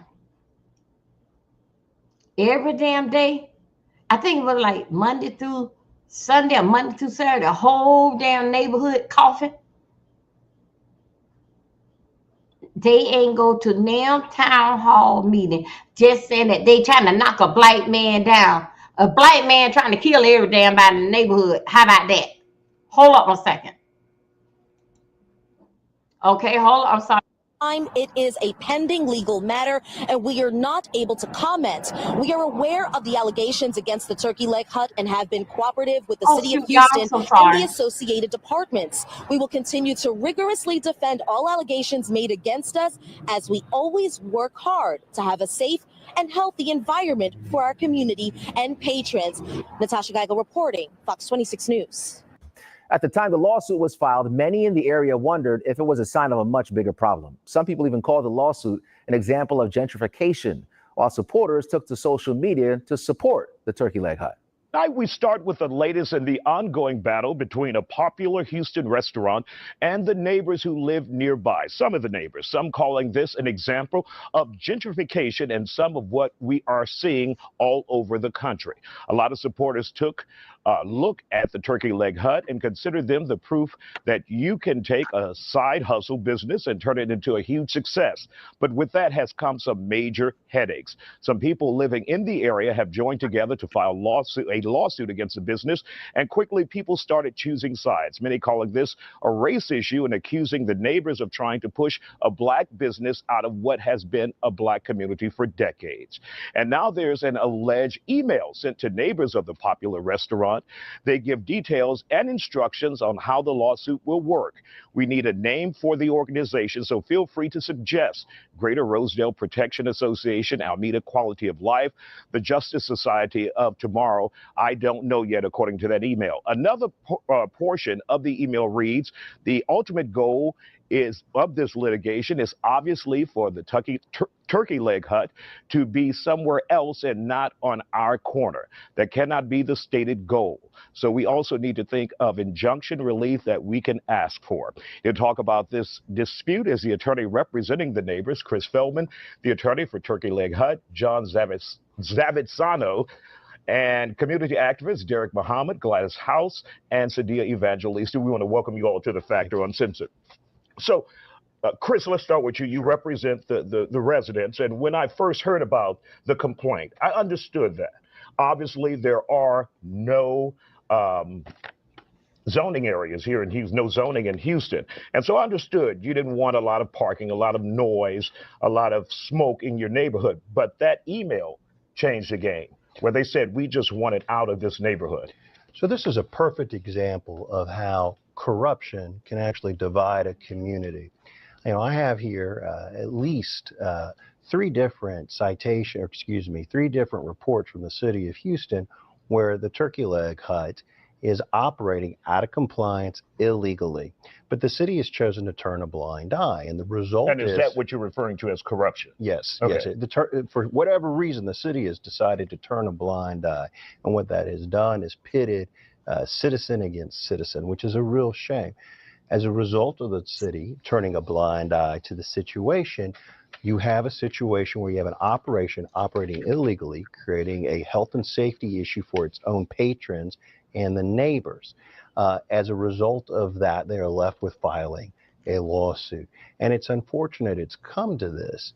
But if we had equal enforcement of the law, like every other restaurant has in the city of Houston, show me another barbecue place in the city of Houston that is allowed to operate like this, that would be a hard thing to do. You can't find that. It doesn't exist. And this has forced the citizens and the neighbors that live nearby to file this lawsuit. And they met with the attorney for the turkey leg hut back in early September. And their own attorney said they were not taking, meaning the owners of the turkey leg hut, were not taking this issue seriously. And so if you have small children being exposed to this smoke, and you have a city that is deciding not to enforce the law equally, what else are you left to do? And it's a shame. Let's bring John into this conversation. John, when you hear that the city is corrupt for not enforcing the rules and regulations when it comes to turkey leg hut, your thoughts on that? Well, I'm not going to speak for the city. I mean, the city can speak for itself, obviously. The city has a qualified health department. The health department has, they have been out there. We are in compliance. There are no issues that we are in violation of.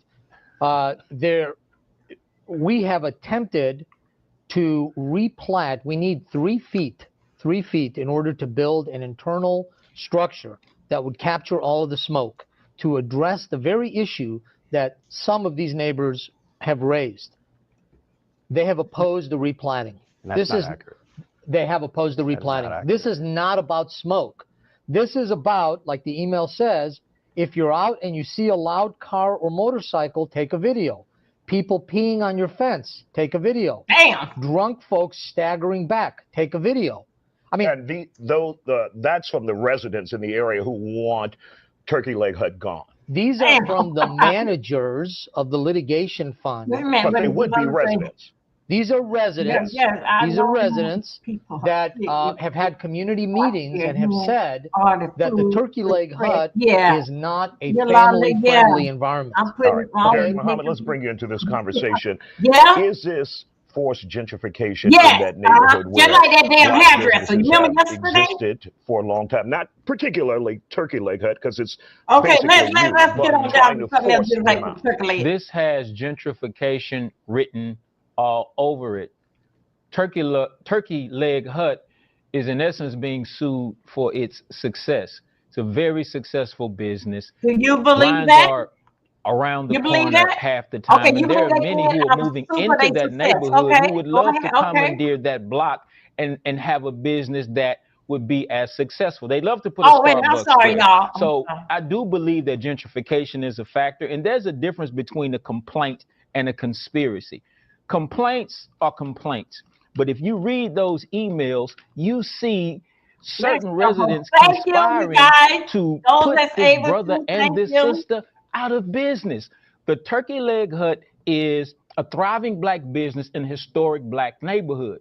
We support the Turkey Leg Hut, and I'm proud of the way the community has responded to this attack on one of our businesses. All right, Sadia. Okay. So, Chris, you're being very disingenuous because just a few minutes ago we had a conversation and you wanted to distance yourself from the email, but you did not distance yourself from this email and this conspiracy. We see this clandestine organization conspiring to put this business out of the neighborhood, and specifically the ultimate goal was to get the Turkey Leg Hut off the corner by coming up with any means necessary and lying, saying that, you know, there was no peace there. This is a family-oriented business. One second, let's bring Gladys into the conversation, then we're going to give you the last word.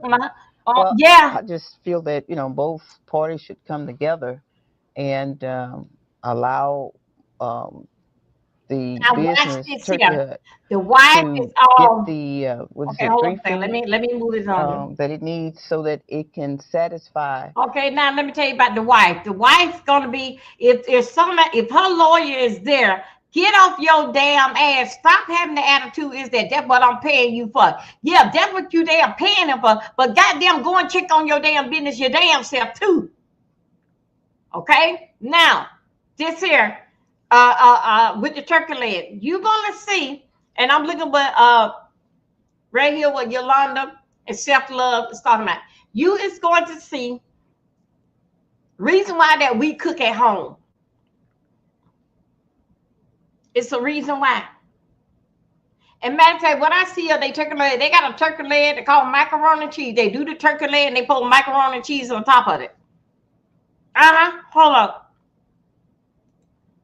Let me see what about. Okay, right here. Let me see. Okay, I need you to pay close attention to this husband. Concerns Close. Chris's client. Pay close attention to the husband and the wife.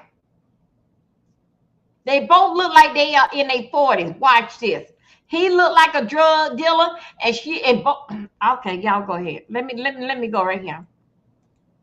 So you know, but a lot of the emails and a lot of the controversy that's stirring, a lot of that energy should be directed to really resolving the issues. All right, Chris, let's talk about this email really quick. Sure.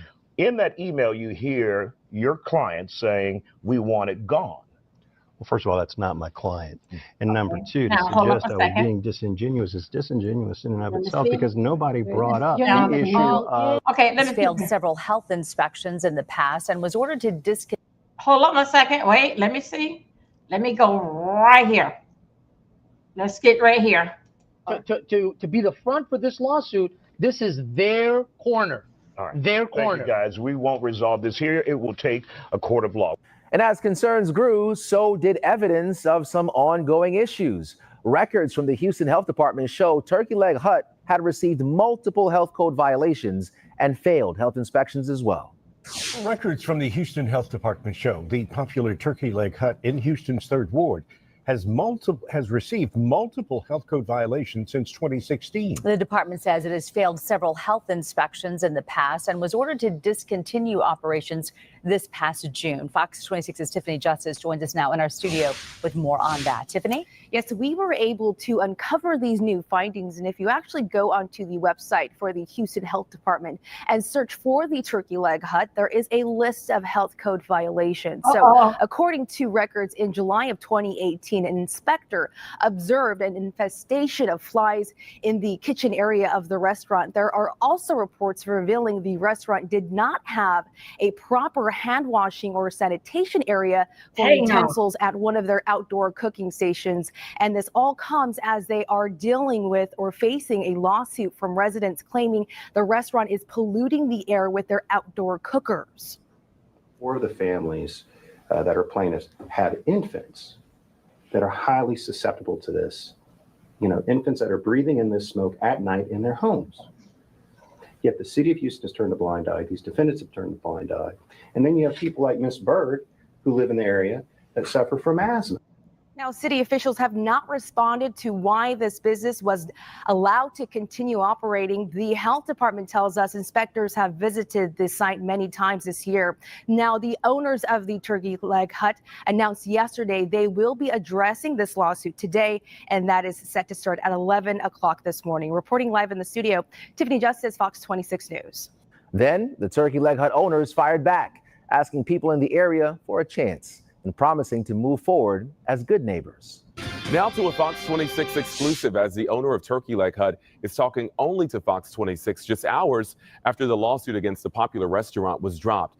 A hearing had been set for today, but the Third Ward residents who filed the suit agreed to give the restaurant owners, quote, a chance to get in compliance with the law. Let me just move Today's on a announcement little does bit. not mention a specific timeline. Now, they originally sued gonna the get down eatery, to the calling it a nitty-gritty. public health Look at risk, this, all saying this the smoke smoke. was toxic Okay, and causing look. health problems. I spoke to Turkey Leg Hut owner Nakia Price today, who says she feels relieved. Now, you and your husband and the people at Turkey Leg Hut, you're staying put there in Third Ward. Neighbors say they're also staying put. So how do you move forward and work together and address some of these concerns now? I mean, at this point in time, the only thing that we can do is continue to move forward the way we intended to move forward prior to the lawsuit. The initial reaction was to, you know, have the replat done, have the pit enclosed, and that still is true. That's how we intend to move forward. We're still going to have the pits enclosed. We're still going to try to be good neighbors as we've always tried to. Now, Nakia, you said that this really never was about the smoke in terms of the lawsuit, but about neighbors, at least some of them wanting you out of the neighborhood. Do you still believe that? Yes, I stand firm in my belief that they don't want us here. I believe that, you know, this is someplace that we built as a home and we aren't going anywhere.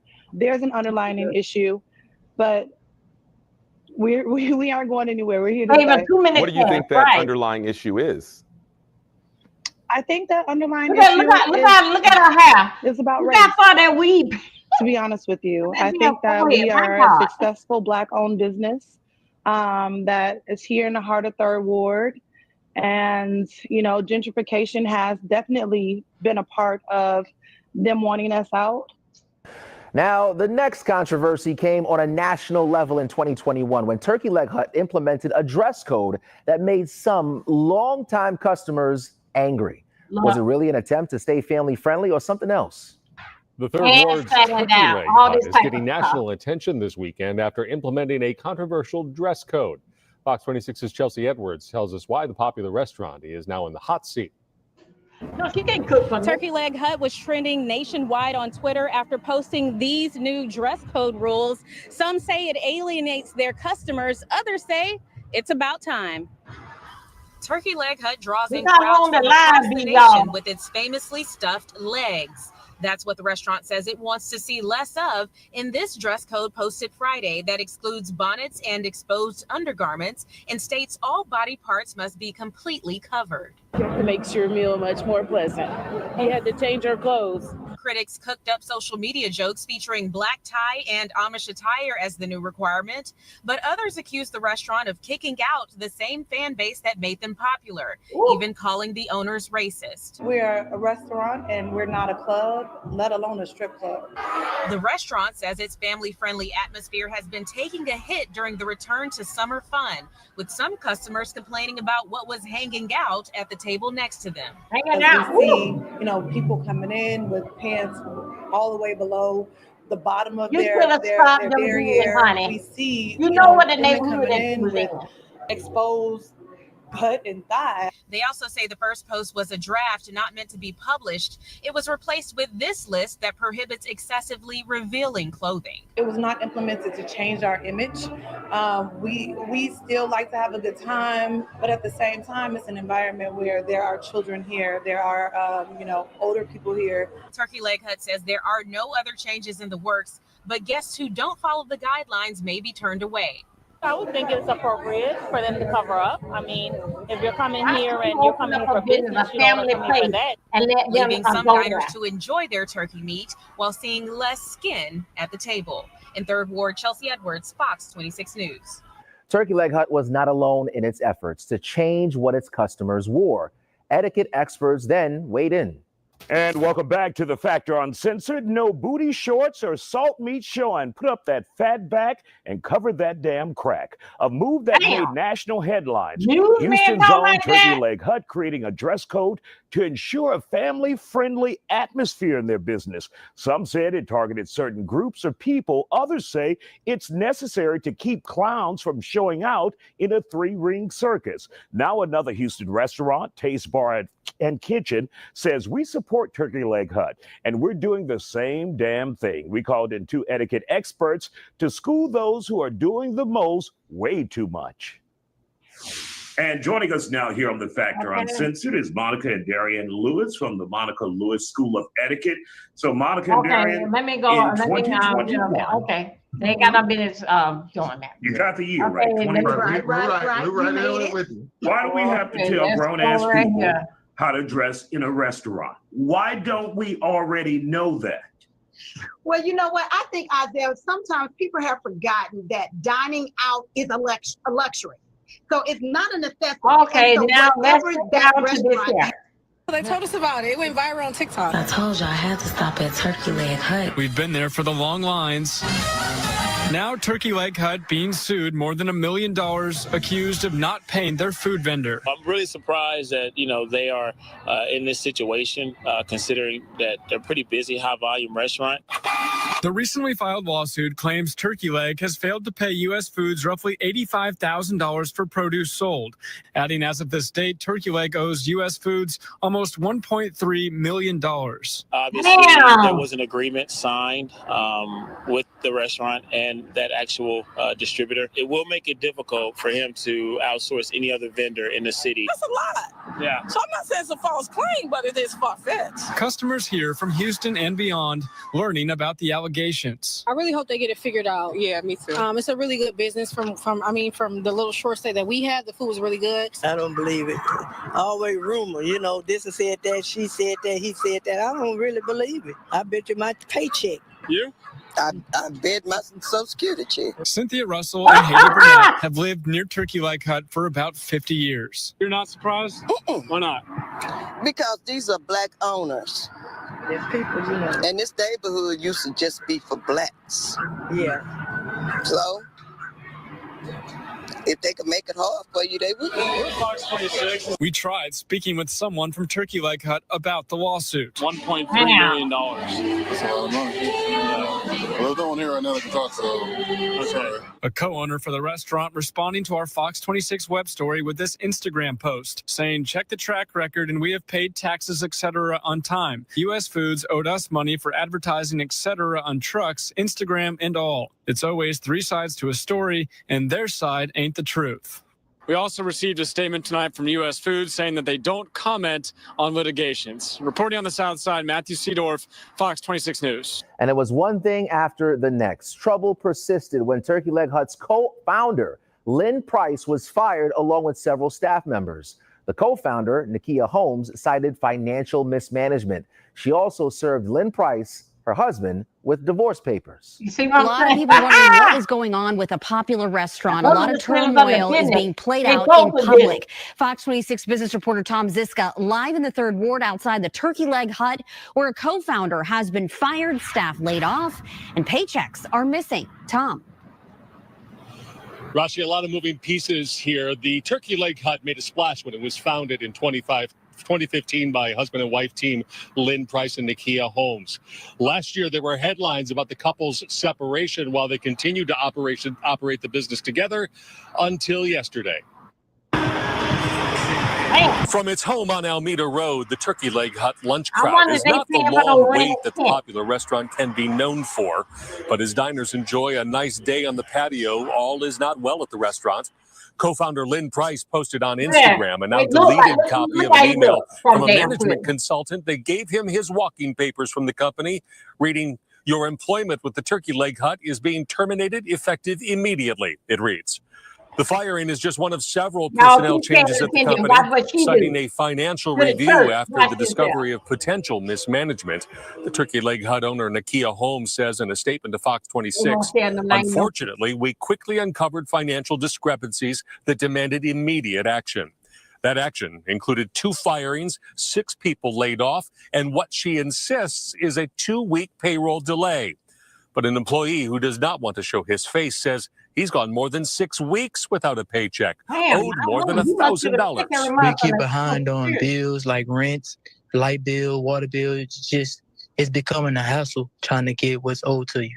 You should not give up on the money that's yours, regardless of the amount. Fox 26 legal analyst Chris Tritico says affected employees have a strong argument to get their money if the employer drags its feet. From court filings to complaints to the Department of Labor, there are avenues to collect, especially with the business still in operation.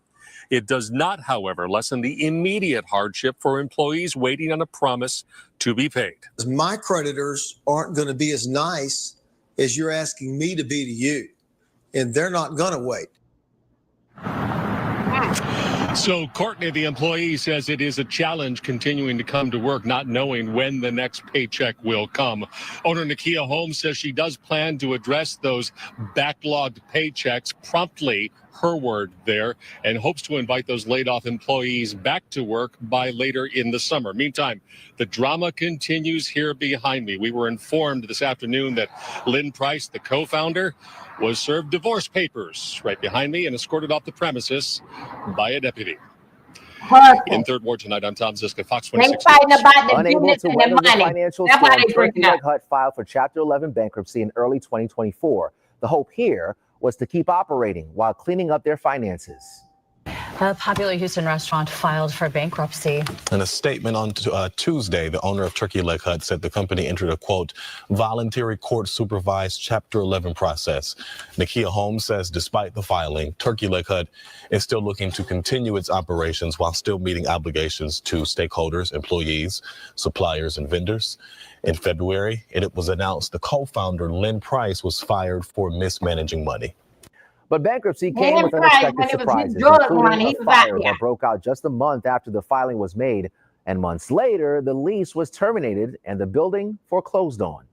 Developing this morning, an overnight fire at the Turkey Leg Hut.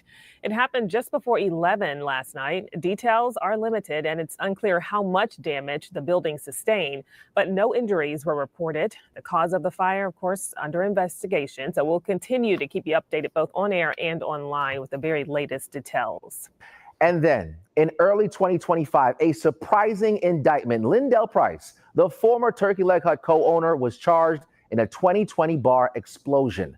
The charges, conspiracy to commit arson.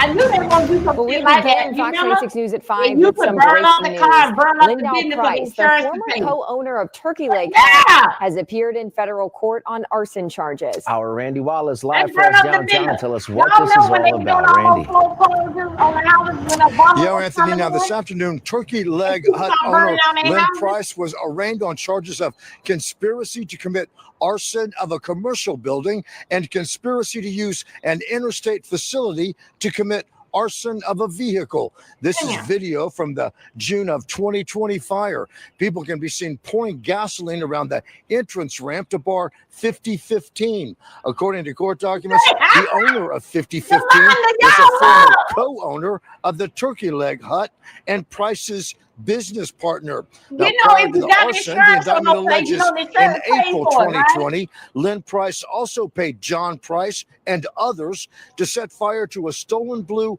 1975 Chevy Nova. John Price's attorney had this to say following this afternoon's arraignment. So today was just an initial arraignment where we stood before the judge and pled not guilty to the charges that have been brought against Mr. Price, John Price. This is a classic example of being very mindful of the company that you keep. Sometimes the company that you keep can get you in trouble. We look forward to looking into the charges, investigating the charges, and ensuring that Mr. John Lee Price's rights are protected. Now, federal prosecutors want Lynn Price held with no bond, saying that he's a potential danger to the community. Lynn Price's next hearing is set for Thursday, May the 1st. If convicted, he faces a maximum sentence of 20 years in prison and a $250,000 fine. Reporting live from the federal courthouse, Randy Wallace, Fox 26 News. In court, Price pleaded not guilty to arson conspiracy charges, and now he waits for the next legal steps to play out. Lindell Price, the former owner of the Turkey Leg Hut, pled not guilty after being indicted on 3 federal charges in the case of the fire set to bar 5015 in June of 2020. It was a long hearing here today with Fox 26's reporter Leslie Dellaspour was at the courtroom. Leslie, what can you tell us?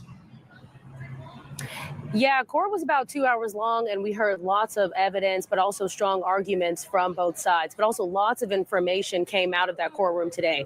Now, federal prosecutors called an FBI agent to the stand. That agent claims co-defendant John Price told investigators that Lindell orchestrated in setting bar 5015 on fire, stole cars, and even knew that marijuana was being sold on Turkey Leg Hut property using Turkey Leg Hut branding and packaging. John Price later admitted to setting the fire when he was arrested on a separate charge in 2023. Now, during the cross-examination, the defense argued that Lindell is a good member in the community and said John Price's confession only came about because he was facing felony drug charges. The evidence that they have put on is based on a person, an individual that is under federal indictment for trafficking one of the most dangerous drugs in America, which is fentanyl. So again, the court has provided him with the bond. There are no allegations against my client whatsoever as it related to any type of drug trafficking as it relates to that co-defendant. A lot of things were brought up that, we necessarily didn't agree with, and we addressed those things during the course of the hearing. Now, the judge said that she had a lot to chew on before she could make a decision. Anthony. Leslie, really quickly here. So, like you mentioned, lots of stuff happened in court today, but when we came to cross-examination from the defense, what did we learn? What were they saying in defense of him? Yeah, there was something that really stood out to a lot of people in the courtroom. So during the cross-examination, the FBI agent pointed out that Lindell Price was actually not seen in the surveillance video of bar 5015 being set on fire. And that was one of the first points in the argument from the defense towards the end of the hearing. Of course he's not going to be seen. This is not a Russian judgment. We're not going to, litigate this case in the media. We're looking for the court's ruling. We're looking forward to That's the one that put those people money, y'all. To clearing Mr. Lindell Price's name. Remember that little boy this morning that killed that white boy? Reporting from downtown Houston, Leslie Dellaspour, Fox 26 News. And there you have it. In just 10 years, we witnessed the rise and fall of the Turkey Leg Hut. Okay, now watch this here. Just like what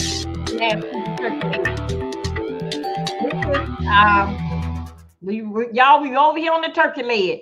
Look at it right here. That's from serving turkey legs to federal charges. Welcome back to that turkey leg man. Today we're diving into the shocking fall of Lindell Price, the former co-owner of Houston's renowned Turkey Leg Hut, who was arrested and indicted for allegedly orchestrating an arson that destroyed bar 5015 in 2020. According to a U.S. attorney, officials believe the fire was intentionally set, and if found guilty, Lindell faces up to 20 years in prison. This case Prison. not Look at only it. highlights a personal downfall, but it's just another incident in the never-ending drama that has come from the Turkey Leg Hut. Established in 2017 in Houston's 3rd Ward, the Turkey Leg Hut quickly became a culinary sensation, known for its unique take on turkey legs and vibrant atmosphere. Co-founded by Lindell and his then-wife Nakia, the restaurant attracted celebrities look and like food he beat on enthusiasts her. alike, You look like symbolizing he got a violent entrepreneurial temper. success within the Black You community. look like a drug man. Despite its popularity, the Turkey Leg Hut faced numerous challenges, including health code violations, financial disputes, and social media backlash. Now, this is where our story really begins. In June 2020, an explosion devastated Bar 5015, a nearby establishment owned by Steve Rogers, who was also the co-owner of the Turkey Leg Hut.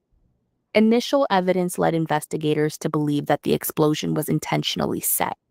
Fortunately, no injuries were reported, but the incident sent shockwaves throughout the community. It's kind of been surreal. A tough hit back-to-back for Bar 5015 owner Steven Rogers, the well-known business owner and Houston socialite, just climbing back into business following nearly a 2-month-long shutdown during the pandemic, and now this. It really hurts us all to see the boards, the nails, you're just lightly stepping over things. A fire to his bar set on purpose caused the massive explosion, according to fire investigators. We just had an explosion in the 5100 block of Alameda. A splintered wood and debris covered Alameda Road. It's almost like losing a child, almost, because it's been all the texts I've been getting is the first thing is sorry for your loss.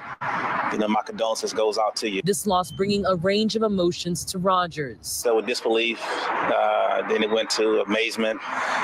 Then when we got to see different views of what happened, it was kind of, hurtful at that point. Hurtful, heartbreaking to see his space that was just thriving hours earlier blown to pieces. Put a lot of work into building out a space where people can be proud of. That Jordan boy. Rogers has played a big role in guiding and protecting Alameda's growth.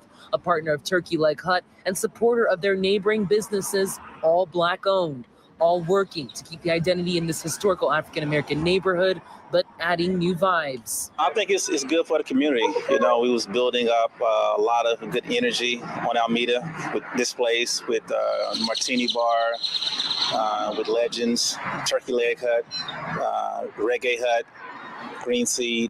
The following month, Steve filed a lawsuit against Lindell and Nakia alleging financial mismanagement and was later awarded $931,000. This lawsuit, plus other financial troubles, contributed to Nakia filing for Chapter 11 bankruptcy in 2024. She said the move was to help reposition and strengthen the Turkey Leg Hut. However, it permanently closed later that year.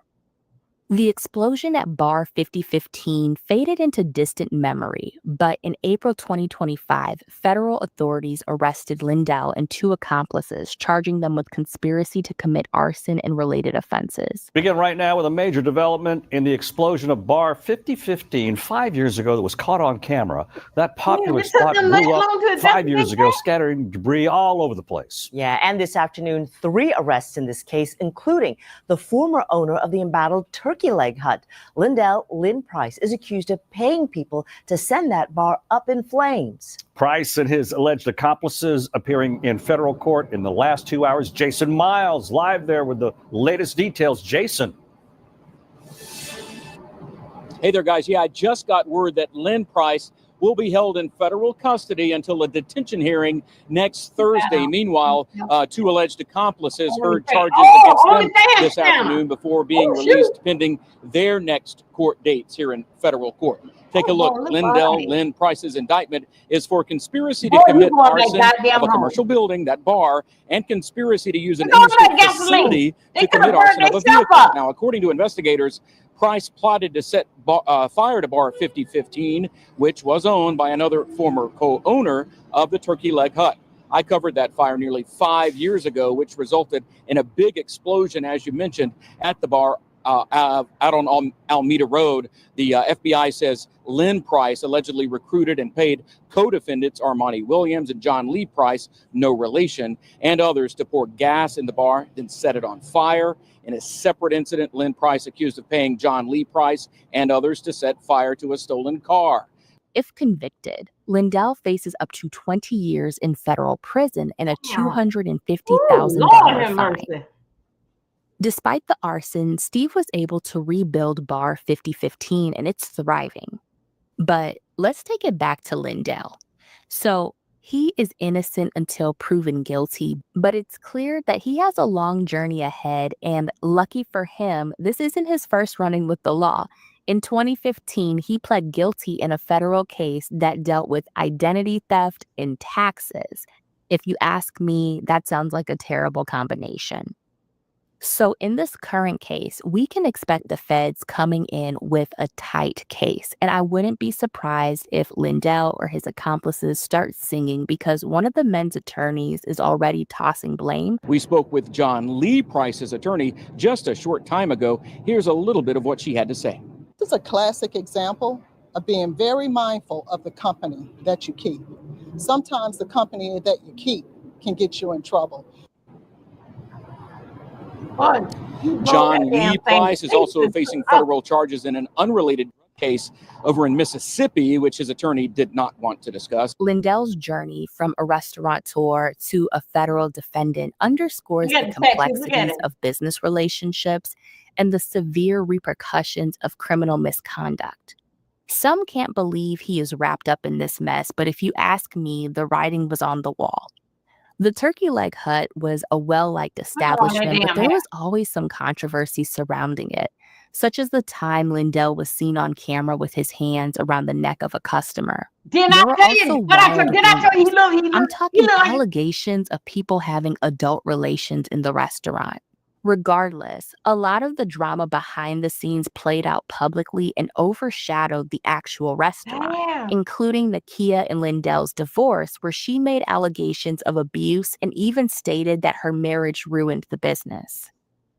I'll continue to keep an eye on this case, and I'll be sure to give you guys any updates. If you enjoyed this case, take a moment to like, comment, and subscribe. There are also some videos on the screen that YouTube thinks you'd be interested in. I'm your host, Park Jones, and I'll catch you on the next one. Let me tell you what else did in fact with his ass. We're going to go right here. These two right here. Let's see what they say about their ass.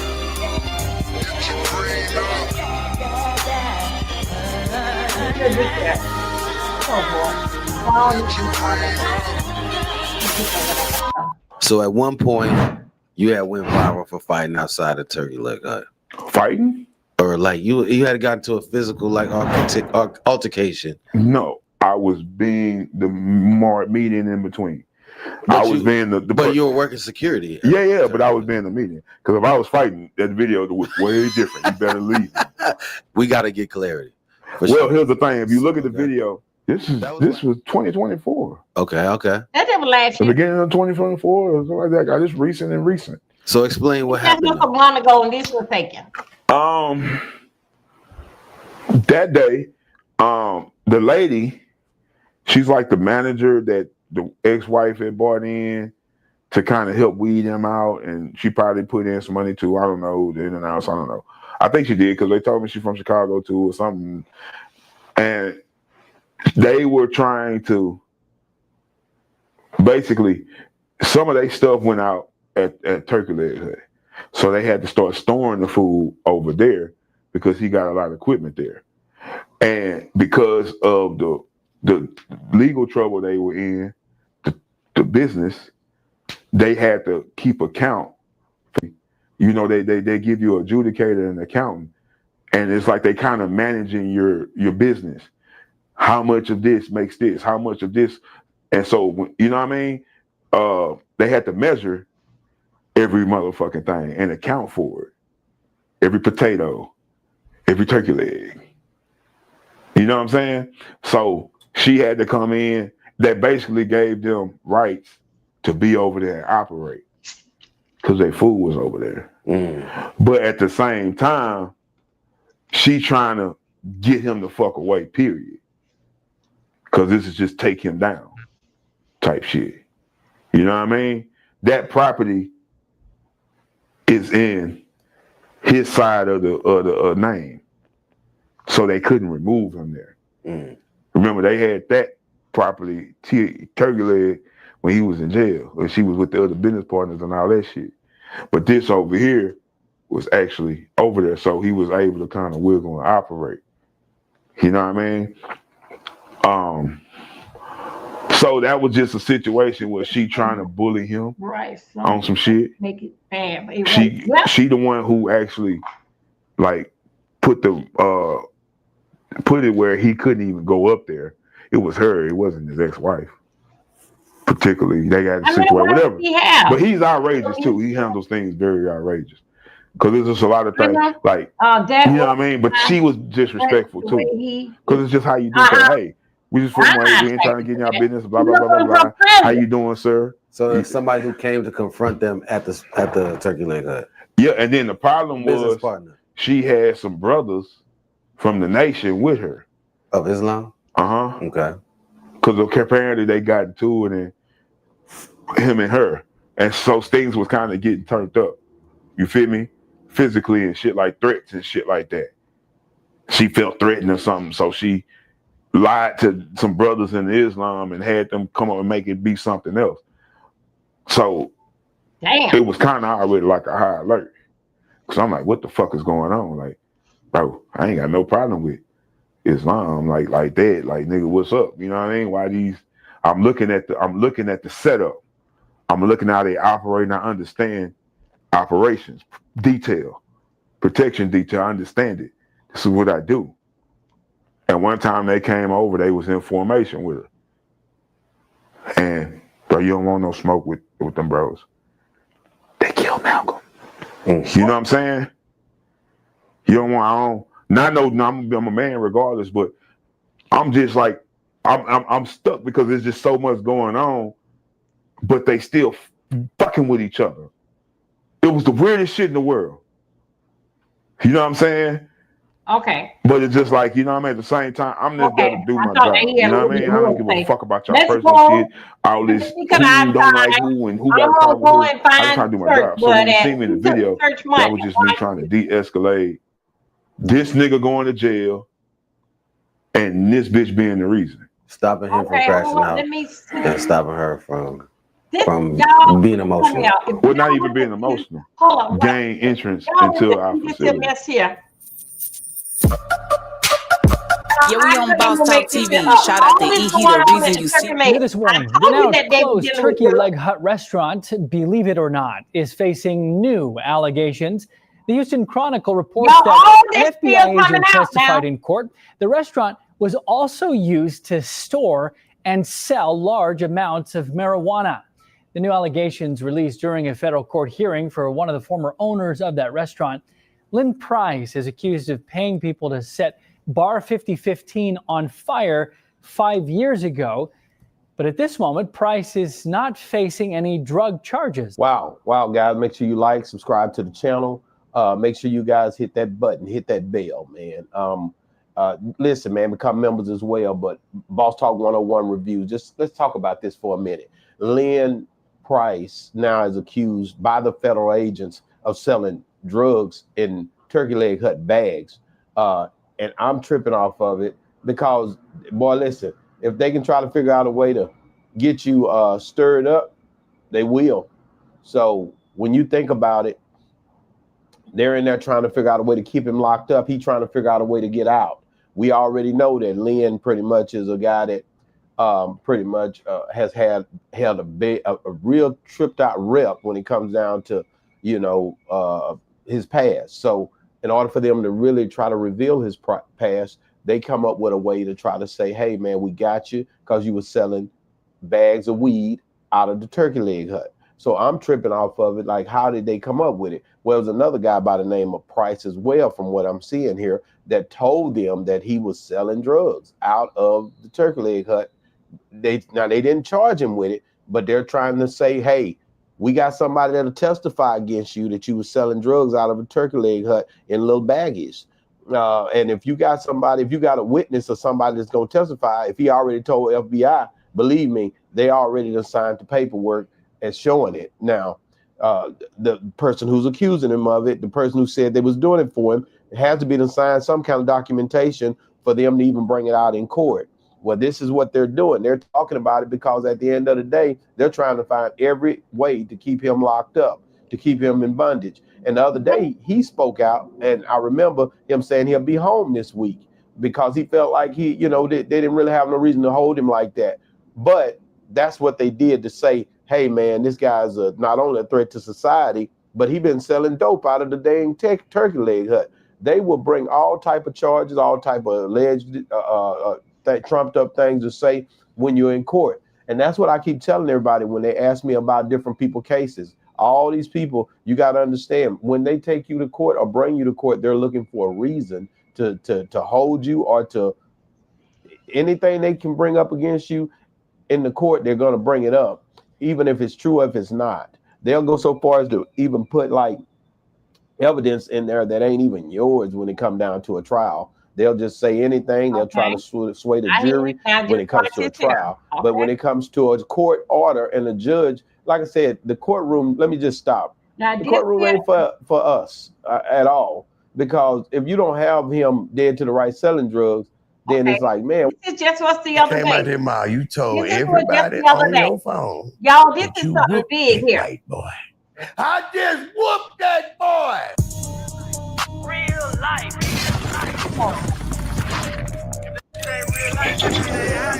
It ain't real life.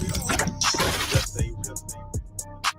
Real life street stars. Y'all, all this is allegedly. So, Mike, let me ask you, H-Town, a lot of eyes came on H-Town. The Shade Room been having fun with this one as far as the infamous turkey leg hut. And I ain't gonna lie, I got good and bad stories about turkey leg hut. Every little situation. Hell, I be going across the street to I don't know who's across the street from turkey leg hut. Cause I be like, I be like, fuck it, let me go give me a little let me go give me a little smothered chicken over here, cause I ain't got time to wait on line. But for you to see everything that come, the arson, the nigga says we a whole marijuana conglomerate. It's crazy because you hear these success stories of what the turkey leg hut is, and then you hear these behind the scenes stories of, oh, you trying to bomb the competition, and you serving packs at the man, like damn, Lynn. Nah, this where I got this where it's like, damn. Allegedly. Everything's alleged until it comes out. No, we gonna keep our Tell me your take on that. Like, how did it hit your feed, and how did you take it? Like it hit everybody else like a bomb. Like, are you serious? Because we all know how successful that was. But I can't tell you this. My knowledge of the situation is Steve. Shout out Steve 5050. He was a partner with his wife, one of the partners. We gonna do some more deep diving in. Lynn wasn't there when they opened that turkey. Remember now, we got Jay-Z. They started in the parking lot. Y'all want to take a break for now? Taking people cars back and forth, smoking turkey legs. Let me where everybody at. You feel what I'm saying? That was the come up. Everybody knew that. And you go and you find on the corner of time, you find Lynn, they smoking them turkey legs. So he took it to Washington. He went to jail. His wife went in business with the people that she went in business with that owned 5015. Steve Rogers was one of them, and my lawyer was one. And when Lynn got out, he didn't like it. Federal cases going on with the turkey. So he whistled people out. He whistled them all out the deal. Go by it. It's my shit. It's my right. We run it. They was making over millions a month. You feel me? So he like, fuck that, get out of my business. And then, just like Steve said, they fell out about, them orders from them people. I'm finna drop down for and now what happened with the actual situation? It's all alleged. You know what I mean? Like, I just know allegedly if they do let him out there, that stipulation on his parole should be that he don't be able to go to the gas station. We got women. Stipulation on his don't go to no octane on your. That nigga is not to have matches. Yeah. He's not to have lighters. God damn. We got arrested right now in front of her lawyer. He can't have none of that. None of that. So the problem is, we look at something that's successful and we think like this is legit money. Thank God somebody made it to the legit money and being successful. To hear the inner goings and what's going on, all alleged, but to hear this is how you moving, what does that say for us? Not only H-Town culture, but for us as the Black community. of like, does there have to be some kind of criminal shit going on behind the scenes They didn't to even get you have to the Joneses level? Hell Wait a minute, hold on a second. Wait a minute. Let me Lynn pick it ain't down never. now. He Hold went on. to jail for like some white collar Now. shit. Come on here, Turkey Leg. Lynn ain't never been out there like that. Okay, He got a strand just like everybody with jokes up. He got a turkey leg strand, which, if you ask me. Hold on a second. Let me go back. I don't need to do that. No. Go back. No, I don't need to go back in there. It came out there, Ma. You told everybody on your phone that you whooped that white boy. I just whooped that boy. Real life.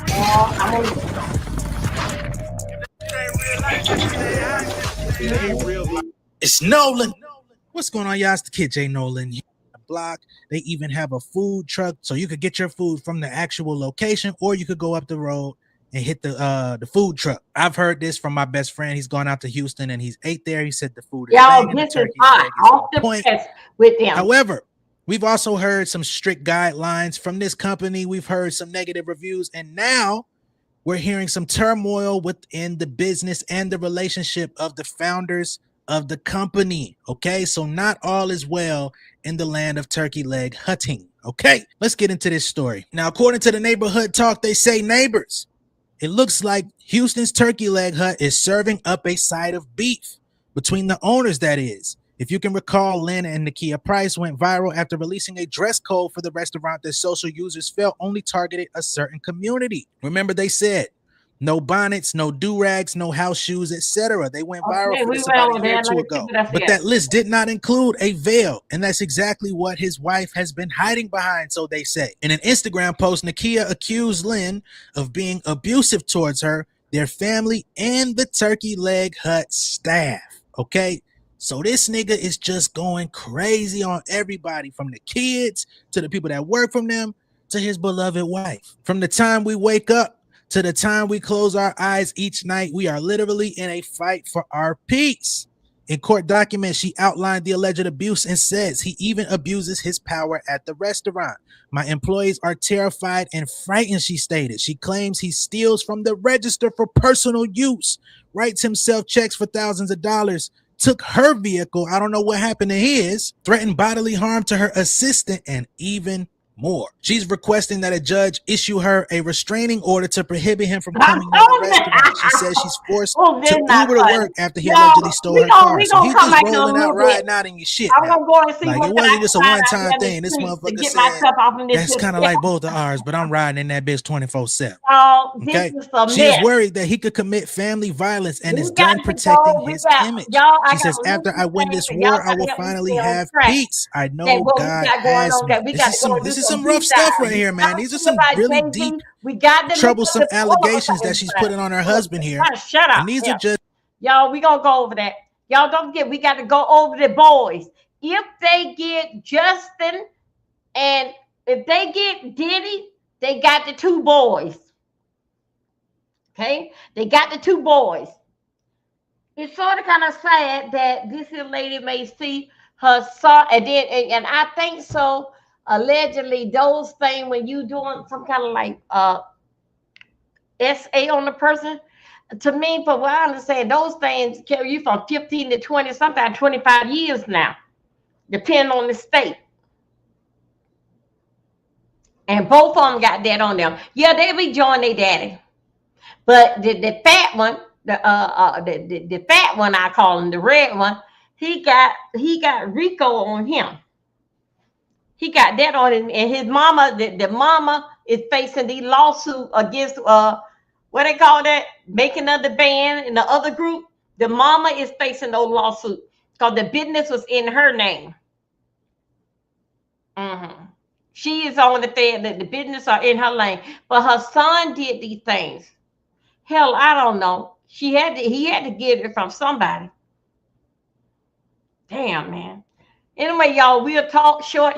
I'll see you guys in a little bit. I had wanted to do karaoke tonight, but everything just went sideways. So anyway, we'll be back either in a little bit or somehow or another. I'll probably get up at 1 or 2 o'clock in the morning and may play some music or something. Anyway, you guys, we'll talk in a minute. Have a good dinner. Bye. Oh my God, these people, where did they come from? Where did they come from?